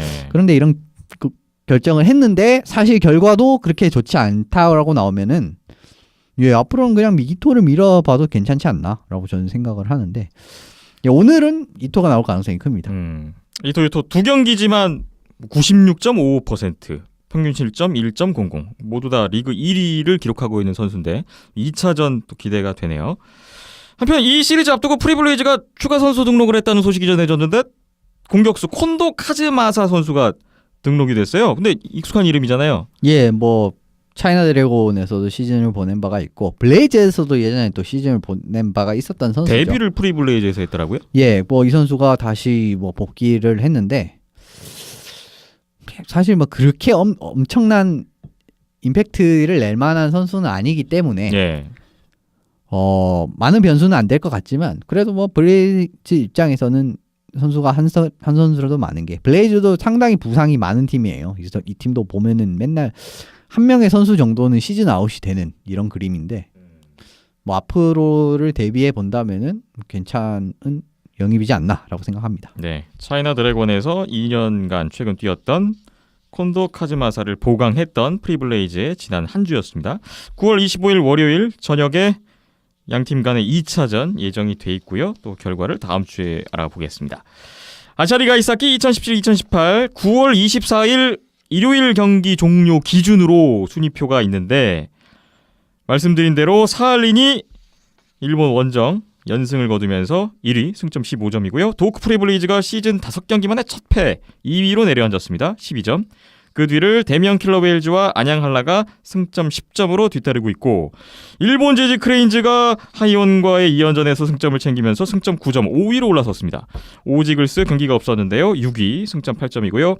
하이원이 승점 7점으로 7위. 니코 아이스벅스가 첫 6경기에서 1승 그것도 슛아웃 승리 한 번에 그치면서 최하위로 고전하고 있습니다.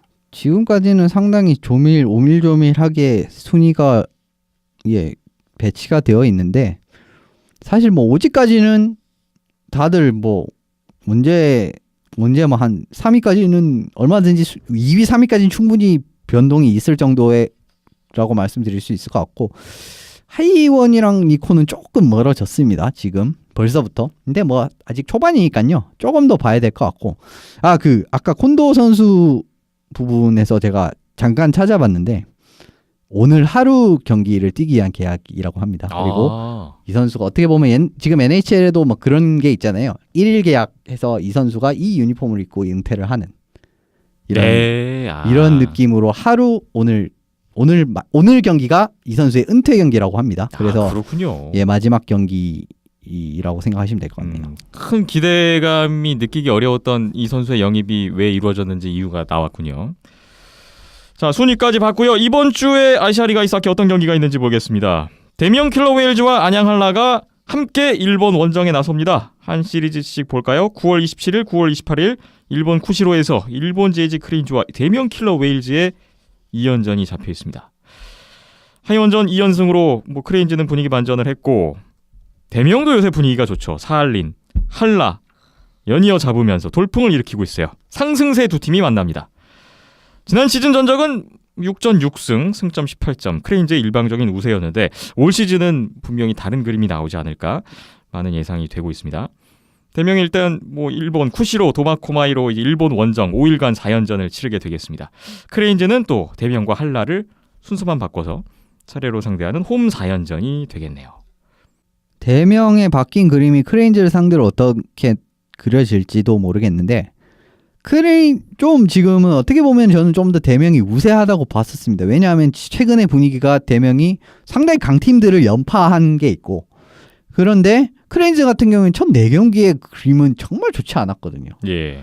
그런데 하이원을 상대로는 굉장히 좋은 모습을 보여줬단 말입니다. 그리고 이노우에 미츠사키 선수도 살아나는 그림이 나왔기 때문에 그 흐름이 혹시나 계속 이어지게 된다면 대명도 쉽게만 느껴지지가 않아요. 그러니까 대명 입장에서 크레인즈가 이제 쉽게만은 느껴지지가 않는 거고 또 어떻게 될지 좀 모르겠네요. 원래는 이제 크레인즈보다 대명이 조금 더 우세하다고 봤는데 지금 크레인즈의 분위기가 또 상당히 올라왔기 때문에 좀 지켜봐야 될 것 같습니다. 예측하기가 어렵다라는 말씀이신데 역시나 대명 킬러 웨일즈 선수단과 이번에 또 함께 취재차 가게 되는 박힘찬 PD는 이번 그 크레인즈와의 시리즈 관전 포인트를 좀 꼽아주시자면 어떤 게 있을까요? 네, 의외로 난타전이 좀 나올 것 같다는 생각이 들고요. 대명이 그렇게 지금 최근 경기들을 봤을 때는 공격력이 뛰어나다라는 인상은 못 주고 있잖아요. 근데 이제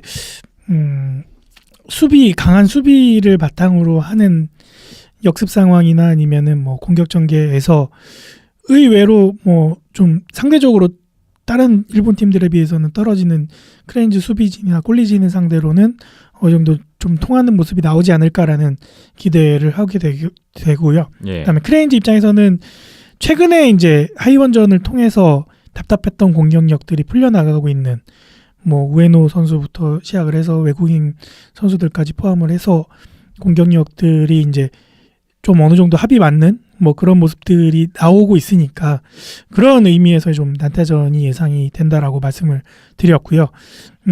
골리 싸움도 비슷할 것 같아요. 이노우에나 타일러나 얼마만큼 수비 지원을 받느냐, 수비 커버가 이루어지느냐에서 승패가 갈릴 것 같기 때문에 이 두 골리들이 활약을 해서 막 셧아웃을 한다거나 이런 경기는 좀 나오기가 힘들지 않을까라는 생각도 같이 해보게 되네요. 골이 많이 나오는 경기가 될 것 같다라는 예상이세요.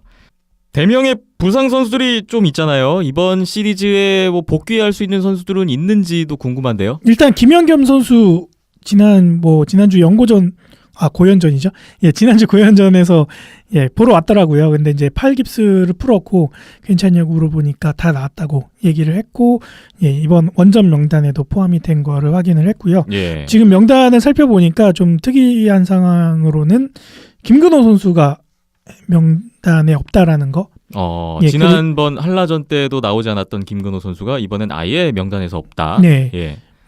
계속 이제 지금 선수단이 좀 인원이 많다 보니까 그런 경쟁 속에서 이제 컨디션이 좋고 나쁨에 따라서 이렇게 좀 갈리는 것 같고요.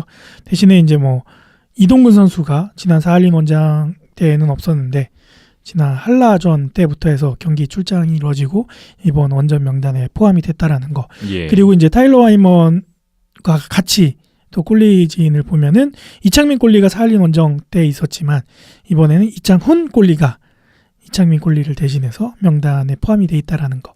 이런 부분들이 좀 특이할 상황이 되겠네요. 올 시즌 루키 이창훈 골리가 과연 데뷔전을 치를 수 있을지 요것도 또 포인트가 될 수도 있겠습니다. 충분히 가능성이 있다고 생각이 듭니다. 개인적으로. 그렇군요. 자, 지난 시즌에 사실 쿠시로 원정 3연전에서 팀 전체 포인트의 3분의 2를 차지했던 선수들이 지금 다 부상인 가운데 에스토콜렛, 이봉진, 오연호, 김범진 선수가 지금 다 못 뛰는 상황에서 김연겸 선수의 복귀를 비롯해서 이런 요소들은 대명에게 좀 희망적인 요소가 될 수 있을 것 같네요. 대명이 첫 6경기에서 지금 파워플레이가 11.11% 최하위인데요. 근데 크레인즈가 하이원전에서 수치를 되게 많이 끌어올렸어요. 지금 첫 6경기에서 PK 성공률이 90.48%로 리그 1위를 달리고 있습니다.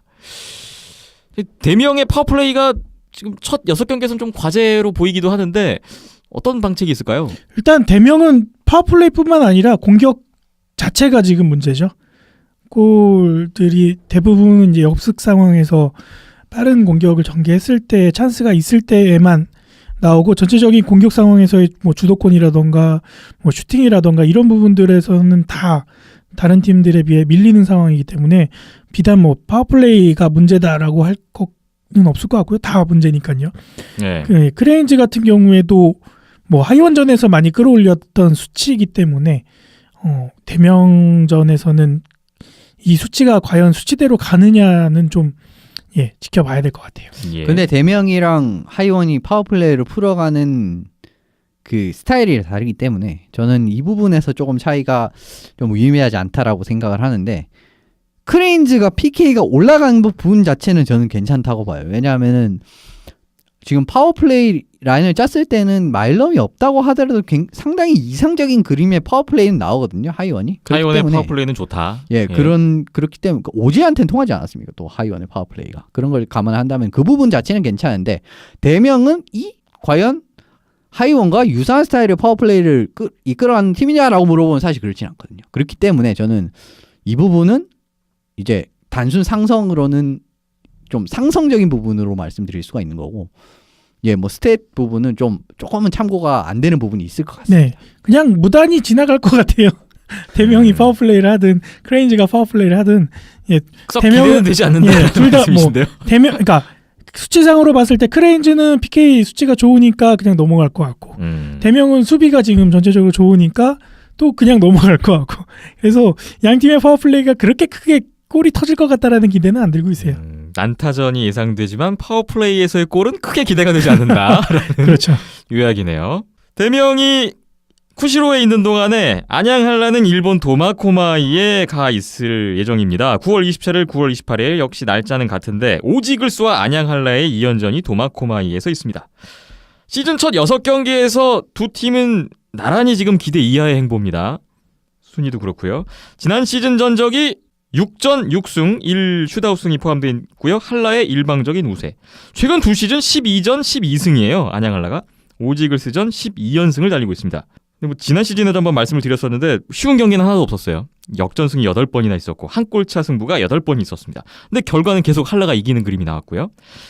과연 오지글스가 안양 한라 상대로 12연패를 끊을런지 좀 주목이 됩니다. 역시 한라도 도마코마이 쿠시로로 이제 일본 원정 4연전을 시작하게 되고요. 이글스는 한라 대명을 상대하는 홈 4연전의 시작이기도 합니다. 이 시리즈의 예상 포인트는 관전 포인트는 어디로 보고 계신가요? 이 팀 같은 경우에는 참 두 팀이 안양 한라 같은 경우에는 또 어떻게 이번에 라인을 짤지, 그리고 대명 마지막에 보여줬던 그 라인을 그대로 이어갈 확률이 크거든요, 사실. 그런데 이제 그건 좀 지켜봐야 될 것 같고, 오지 같은 경우에는 전력이 좋음에도 불구하고 왜 지금 이런 결과가 나오는지 모르겠습니다. 저는 참 이것도 지켜봐야 될 것 같아요. 뭐 말씀드리기가 참 어렵네요. 둘 다 비슷한 것 같지 않아요? 그러니까 앞선 경기들, 그리고 오지 같은 경우는 경기는 못 봤지만 뭐 결과들이나 기록 상황들을 보면은 둘 다 비슷한 상황의 팀 상황이 아닐까라는 생각이 들게 되고요. 둘 다 과제가 있죠. 뭐 라인 메이트 맞춰가는 것부터 해서 전체적으로 한 맞춰가는 게 지금 시즌 6경기 8경기 넘어가고 있는 상황인데 둘 팀 다 지금 약간은 답보 상태에 놓여 있는 상황이라서, 예, 아마 서로를 상대를 하면서 이 해답을 찾아가지 않을까라는 생각이 들게 되는데, 글쎄요. 항상 뭐 지난 시즌 뭐 12연승으로 안양 한라가 압도적인 우세에 뭐 전적은 갖고 있지만 항상 이 경기들이 박빙의 순간 끝까지 몰렸던, 그렇죠. 예, 경기들이 대부분이었다 경기는 보니까 없었어요. 예, 진짜 종이 한 장 차이라고 보시면 될 것 같고, 결과가 어떻게 나올지는 저희도 모르겠네요. 이 시리즈도 예측하기가 어려운가요? 그래도 올해 오지는 저는 좀 올해 안양은 이길 수 있다라고도 생각을 하는 부분이 있었는데, 그게 또 초반에 또 나오는 듯 하다가 지난 하이원전에서는 사실 이 팀으로 또 한라 잡기는 어렵겠는데 이런 생각이 또 많이 들었던 게 사실이거든요. 예, 그래서 또 이것도 또 첫 경기를 한번 봐야 또 알 것 같네요. 네. 개인적으로는 연패 12연승의 연승 행진이 더 갔으면 좋겠다라는 생각이 드는데, 일단 한라는 자신감을 안고 오지를 그죠? 만날 것 같긴 해요. 근데 그렇죠. 근데 최근에 불안감이 좀 있어서, 예, 그 자신감이 경기 결과 나와야 되는데 네. 그게 문제네요. 안양 한라가 오지글스와 2연전을 마치면 쿠시로로 이동을 해서 9월 30일, 10월 1일 주말에는 일본 제지 크레인즈와 2연전을 갔습니다. 지난 시즌에 4승 2패 한라가 슈다우승 한 번 포함해서 우세를 보였고요. 근데 안양 한라에게 있어 그 크레인즈에 당했던 2패는 지난 시즌에 정말 그 결정타라고 볼 수 있는 2패였어요. 비수였죠, 비수. 그 개막 10연승을 달리다가 시즌 첫 패를 당했던 팀이 바로 크레인즈였고, 저는 이때 2017년 설날의 비극이라고 표현을 했는데 그때 안양 홈에서 9월 25일이었습니다. 9월 25일은 1차전이었고 2017년 1월 28일 경기였네요. 3피리어드 종료 21초 전에 이제 결승골을 한라가 내주면서 16연승 행진이 마감됐던, 정말 그 아시아리그 최다 연승 기록 17연승을 눈앞에 뒀다가 그 연승도 끝났고 또 그 다음 오지글스전까지 두 경기에서 승점 4점이면 정규리그 우승 확정 지을 수 있는 거였는데 그 크레인지에게 마지막 21초를 버티지 못해서 그 설 연휴에 홈에서 세레머니를 못하게 됐다. 그리고 나중에 애꿎은 대명한테 3월에 두 달 뒤에 분풀이라 아주 그 네. 2패가 참 기억에 남을 2패였단 말이죠. 그 크레인지를 한라가 만납니다. 근데 그때 이제 크레인지가 조금 다른 게 그때 한라에게 첫 번째 패배를 안겼을 때 4골을 혼자 넣었던 러베키어는 올 시즌에 없고요. 또 2차전에서 안양에서 1실점 승리를 했던 이시카와 히사시도 은퇴해서 이제 없어요. 그런 좀 차이는 있습니다. 이 시리즈는 어떻게 예상하세요? 전력 면으로 봤을 때는 사실 한라가 이긴 2승을 한다라고 보는 게 사실상 맞는 거죠. 근데 그리고 좀 폭발적인 모습을 보이면서 승리를 보였던 작년과 비교를 하면 사실 크레인지가 아직까지는 그런 느낌이 없어요. 물론 지난 경기를 7대0으로 잡긴 했지만 전반적으로 경기들을 모두 지켜봤을 때는 그런 모습이 좀 실종된 상황이기 때문에 이번 한라의 쿠시로 원정은 그렇게 어려울 것 같지는 않습니다. 예. 지난번에 그 대명전 끝나고 저희가 방송을 했을 때 이현석 기자님이 지금 안양 한라가 갖고 있는 문제점 조합을 찾는다라던가 아니면은 팀을 안정화시킨다라던가 그런 과제들을 일본 원정에서 완성을 해야 된다라고 말씀을 주셨었는데 오지 이글스전에서는 그거를 좀 더 시험을 해보는 과정이 이어질 것 같고 완성은 이 시리즈에서 완성이 되지 않을까라는 생각이 드네요. 오지 이글스보다는 그래도 좀 더 희망적인 상대가 크레인지가 되지 않을까라는 예상이에요. 크레인지도 하이언을 만나서 어느 정도 공격력이 터지고 팀의 안정화나 분위기 반전이 성공을 했듯이 안양 한라는 또 크레인지에게 그렇게 성공을 거두지 않을까라는 생각을 해보게 됩니다. 그렇군요.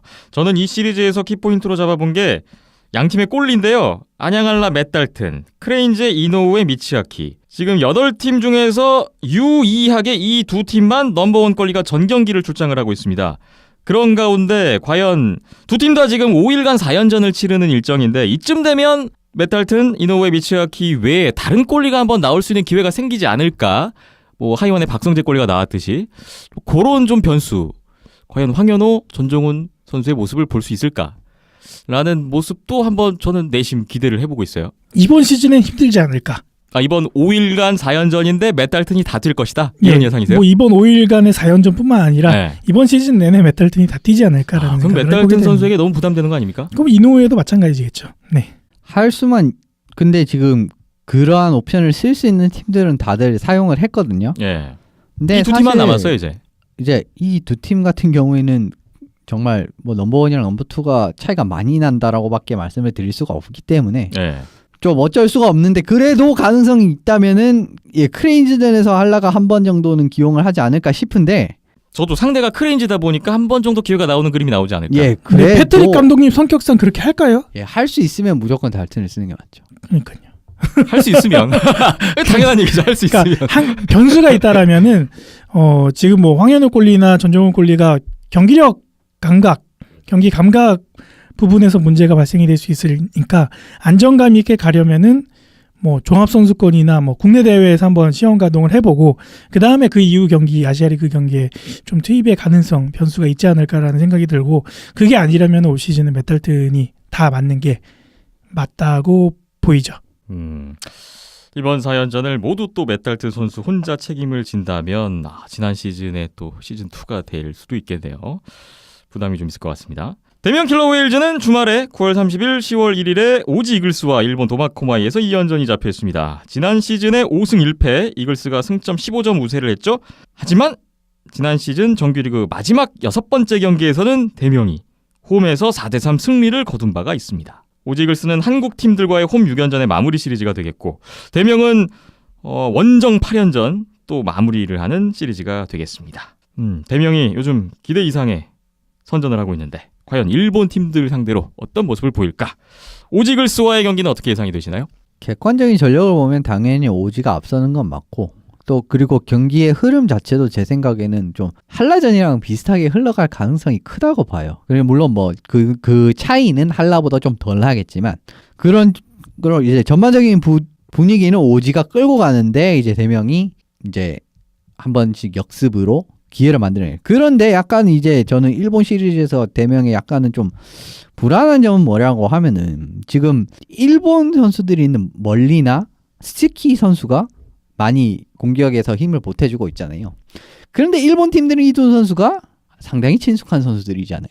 예. 그래서 어느 정도 막는 방법은 알고 있을 겁니다. 그리고 멀리의 전 소속 팀은 어디죠? 오지예요. 예. 그렇기 때문에 더더욱 그런 감이 있어요. 그래서 사실 어떻게 보면 이번 9월 이렇게 일정 중에 대명이 정말 마지막 산이라고 할 수 있는 오지를 참 앞선 뭐 한라나 살린을 잡았던 것처럼 이변을 일으키면서 잡을 수 있느냐라고 물어보면 좀 이건 어려울 것 같습니다. 그런 부분이 잘 안 되기 때문에요. 물론 뭐 1라인을 맡고 있는 이영준, 파넴 그리고 이제 뭐 이봉진 선수가 될 수도 있고 뭐 그때는 잠시 성우재 선수가 기용이 될 수도 있지만 이봉진 선수가 혹시 가게 된다면 저는 이봉진 선수가 1라인으로 뛰게 될 거기 때문에 요 라인에서 혹시 또 터진다면은 당연히 또 이야기가 달라지는 거긴 하지만 앞선 흐름처럼 간다라고 하면은 사실 오지를 넘기는 좀 버거운 감이 없지는 않을 것 같습니다. 저는. 그럼 오지를 넘으면은 항상 제가 주장하던 우승 후보 가는 겁니까? 이미 박희준 PD는 대면 킬러브 LG를 우승 후보로 거론을 하고 있는데 그러니까 이제 뭐 지난주에 말씀드렸을 때는 한라 잡았고 사할린 잡았으면 우승 후보 아니냐 지난 시즌 1, 라고 2위 얘기를 했는데 했는데 예, 거기에 50까지 잡으면 1, 2, 3 다 잡은 거 아닙니까? 예, 그러면은 충분히 저는 지금도 당장은 플레이오프는 갈 수 있는 전력이라고 생각을 하고요. 예, 뭐 오지도 뭐 진짜 뭐 5점 따고 하면은 가능성이 있죠. 그죠. 예. 그러니까 제가 이 말씀을 드리는 이유가 선수들한테 얘기를 들어봤을 때는 크레인즈 오지 뭐 어디가 더 할만할 것 같냐라고 얘기를 해봤을 때는 오히려 크레인즈가 더 어려울 것 같다라는 얘기들을 많이 했었고요. 그다음에 지난 시즌에 일본 원정 그 홋카이도 원정을 다녀온 선수들의 얘기를 들어봤을 때도 크레인즈 경기 때 내용보다는 오지와 했을 때 경기 내용이 원정대에서도 더 좋았고 또 홈에서도 잡은 기억이 있고 근데 이거 홈에서 한번 잡은 기억에 대한 자신감이 굉장히 크더라고요. 예. 선수들이 갖고 있는 멘탈적인 부분에서. 그리고 뭐 사카타 선수 같은 경우에는 크레인즈는 무조건 잡아야 된다라는 얘기를 했고요. 네, 맨멀리 같은 경우에도 오지는 무조건 잡고 간다 이런 얘기들을 했고 뭐 전반적으로 뭐 팀 분위기가 좋은 상황에서 나온 얘기들이다 보니까 그게 자신감으로 비춰져서 뭐 그렇게 얘기들이 나온 것도 있고 제가 개인적으로 봤을 때도 지난 시즌 오지 원정을 갔을 때에 뭐 아담이나 브레파넴 이런 외국인 선수들의 뭐 활약과 골들도 괜찮았었고 물론 이제 뒷부분 뒷심이 약해서 와르르 무너지면서 뭐 3골 4골 내주면서 역전패 당한 게임이 많았기 때문에 상대 전적에서는 그렇게 밀리는 모양새가 나오지만 사할린 안양 했던 경기처럼 단단하게 잠궈가면서 역습을 노리는 게임이 오지한테도 통하게 된다라고 하면은 예 충분히 뭐 위닝 시리즈까지도 기대할 수 있지 않을까. 예. 뭐 그런 부분이 좀 선수들 멘탈 부분에서 예, 좀 뒷받침을 해주고 있는 것 같아요. 네. 오지 이글스를 상대로 어떤 결과를 낼지 일단 자신감이 있다니까 네, 기대를 해보겠습니다. 저도 기대를 하고 있습니다. 네. 그리고 다른 나라 팀들끼리의 경기도 있는데 9월 30일, 10월 1일 주말에 일본 니코에서 니코 아이스벅스와 도쿠 프리블레이즈의 2연전이 있습니다. 지난 시즌에는 4승 1연장패 1패 프리블레이즈가 우세했는데요. 하지만 니코에서의 3연전은 달랐네요. 1승 1연장승 1패 아이스벅스가 홈에서는 또 강했습니다. 이번 시리즈는 또 관전 포인트가 있을까요? 지금의 전력을 생각을 한다면 블레이즈가 약간 우세한 건 사실입니다만 또 아이스박스에서 사실 후쿠지 선수가 활약을 해주면 어떤 경기도 잡을 수 있기 때문에 그 부분은 좀 강점이 될 수도 있는데 사실 근데 블레이즈가 좀 더 우세할 것 같긴 합니다. 지금 1라인이 워낙 뜨거워요. 블레이즈 1라인이. 네. 그래서 여기도 막을 수 있을까 그렇고 좀 의문이고 그리고 로건 파이어 선수 같은 경우에도 뭐 팀에서 전력에 들어오기 시작한 이후로부터는 상당히 좋은 모습을 보여주고 있습니다. 그렇기 때문에 여기도 좀 블레이즈가 승점에서 이득은 많이 볼 것 같습니다. 예. 아이스벅스가 갖고 있는 이점은 제가 생각했을 때는 아이스벅스 니코 홈이라는 거. 예. 그거밖에 없는 것 같아요. 지금 상황에서는. 후쿠지가 나왔을 때 뭐 항상 후쿠지가 30점 이하로 선방은 해주고 있지만 팀이 3득점 이상 못 해주면서 그렇죠. 패배하는 네, 경기들이 많았고 그리고 프리블레이즈 상대로 항상 아이스벅스가 일본 팀 상대로는 도깨비 같은 짓을 많이 하잖아요. 근데 그런 변수가 나오지 않는 이상은 예 전반적인 기록 수치나 아니면 경기력이나 내용이나 이현석 기자님 말씀하신 것처럼 뜨거운 프리블레이즈를 막을 수는 없을 것 같습니다. 예. 아이스박스의 사이토 타케시 선수가 지난 사할린 2연전에서 포인트를 못 올렸습니다. 498포인트에 멈춰 있는데 아시아리그 최초가 될 통산 500포인트 2포인트 남았어요. 제가 사이토 타케시 선수라면 9월 30일 토요일 경기에 좀 욕심을 낼 것 같은 게 이날 사이토 타케시 선수 통산 500번째 경기입니다.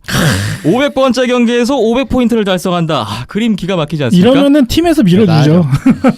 이러면 이 정도면은 팀에서 만들어줄 겁니다. 사이토 타케시 선수는 9월 30일 토요일 경기에 2포인트를 만약에 올린다면 잊지 못할 경기가 될 텐데 아마 골대 앞에 그림. 계속 있지 않을까.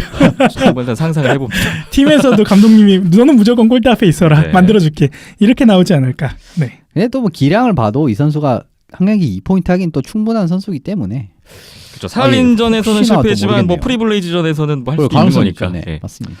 500 달성 예상해 봅니다. 아름답네요.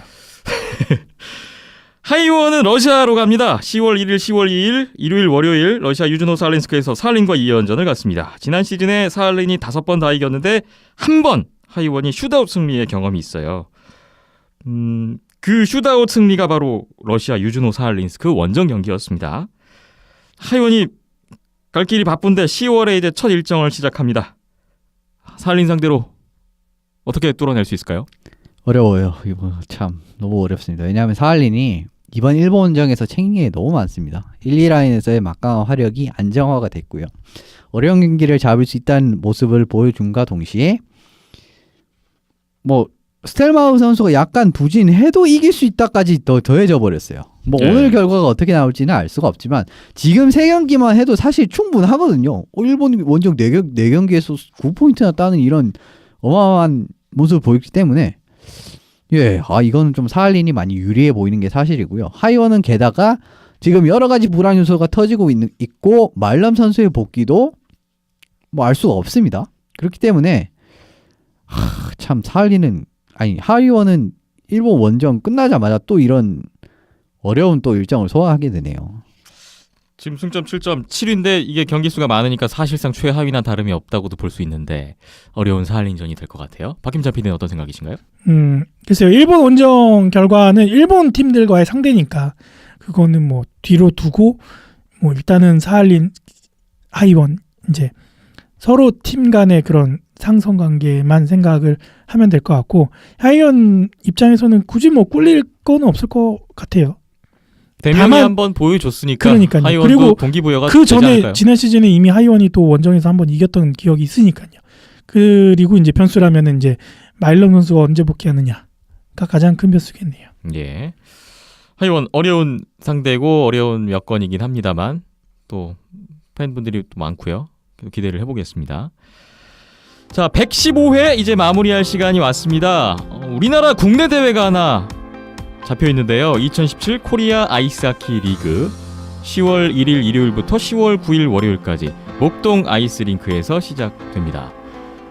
대학교 5팀 한양대, 광운대, 고려대, 경희대, 연세대 여기에 상무까지 총 6팀이 출전을 해서 플리그를 하죠. 풀리그로 순위를 가리는 방식이고요.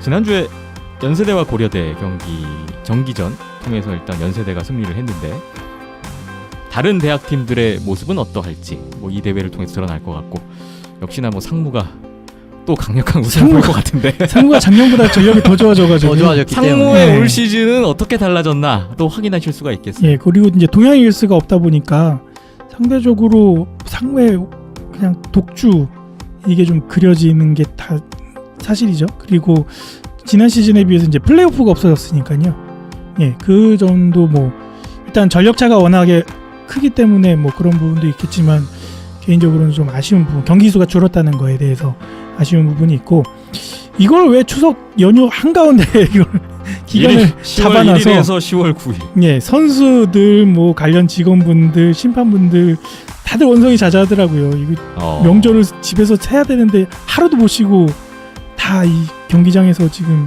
다 같이 명절을 보내야 되는 상황이 돼버려서 그런 부분도 좀 아쉬움이 없지 않아 있고요. 대신에 이제 아이스하키 좋아하시는 분들은 명절 연휴 기간 내내 목동 가면 항상 경기들이 아침부터 저녁까지 펼쳐지고 있으니까 언제든 방문하시면 될 것 같네요. 예. 10월 1일 경희대와 고려대 개막전을 시작으로 9일간의 일정에 들어가는데요. 2017 코리아 아이스하키 리그 여러분의 관심이 필요할 것 같습니다. 온더스포츠.tv, 온더스포츠 홈페이지, 페이스북에 온더스포츠, 유튜브에 온더스포츠, 팟빵과 아이튠즈, 네이버 스포츠 라디오, 네이버 TV에도 온더스포츠가 있습니다. 계속해서 많은 의견과 방문을 기대하겠습니다. 오늘 박힘찬 PD, 이현섭 기자와 함께했고요. 저는 김태범이었습니다. 다음 주에 116회로 돌아오겠습니다. 오늘 함께해 주신 여러분 고맙습니다.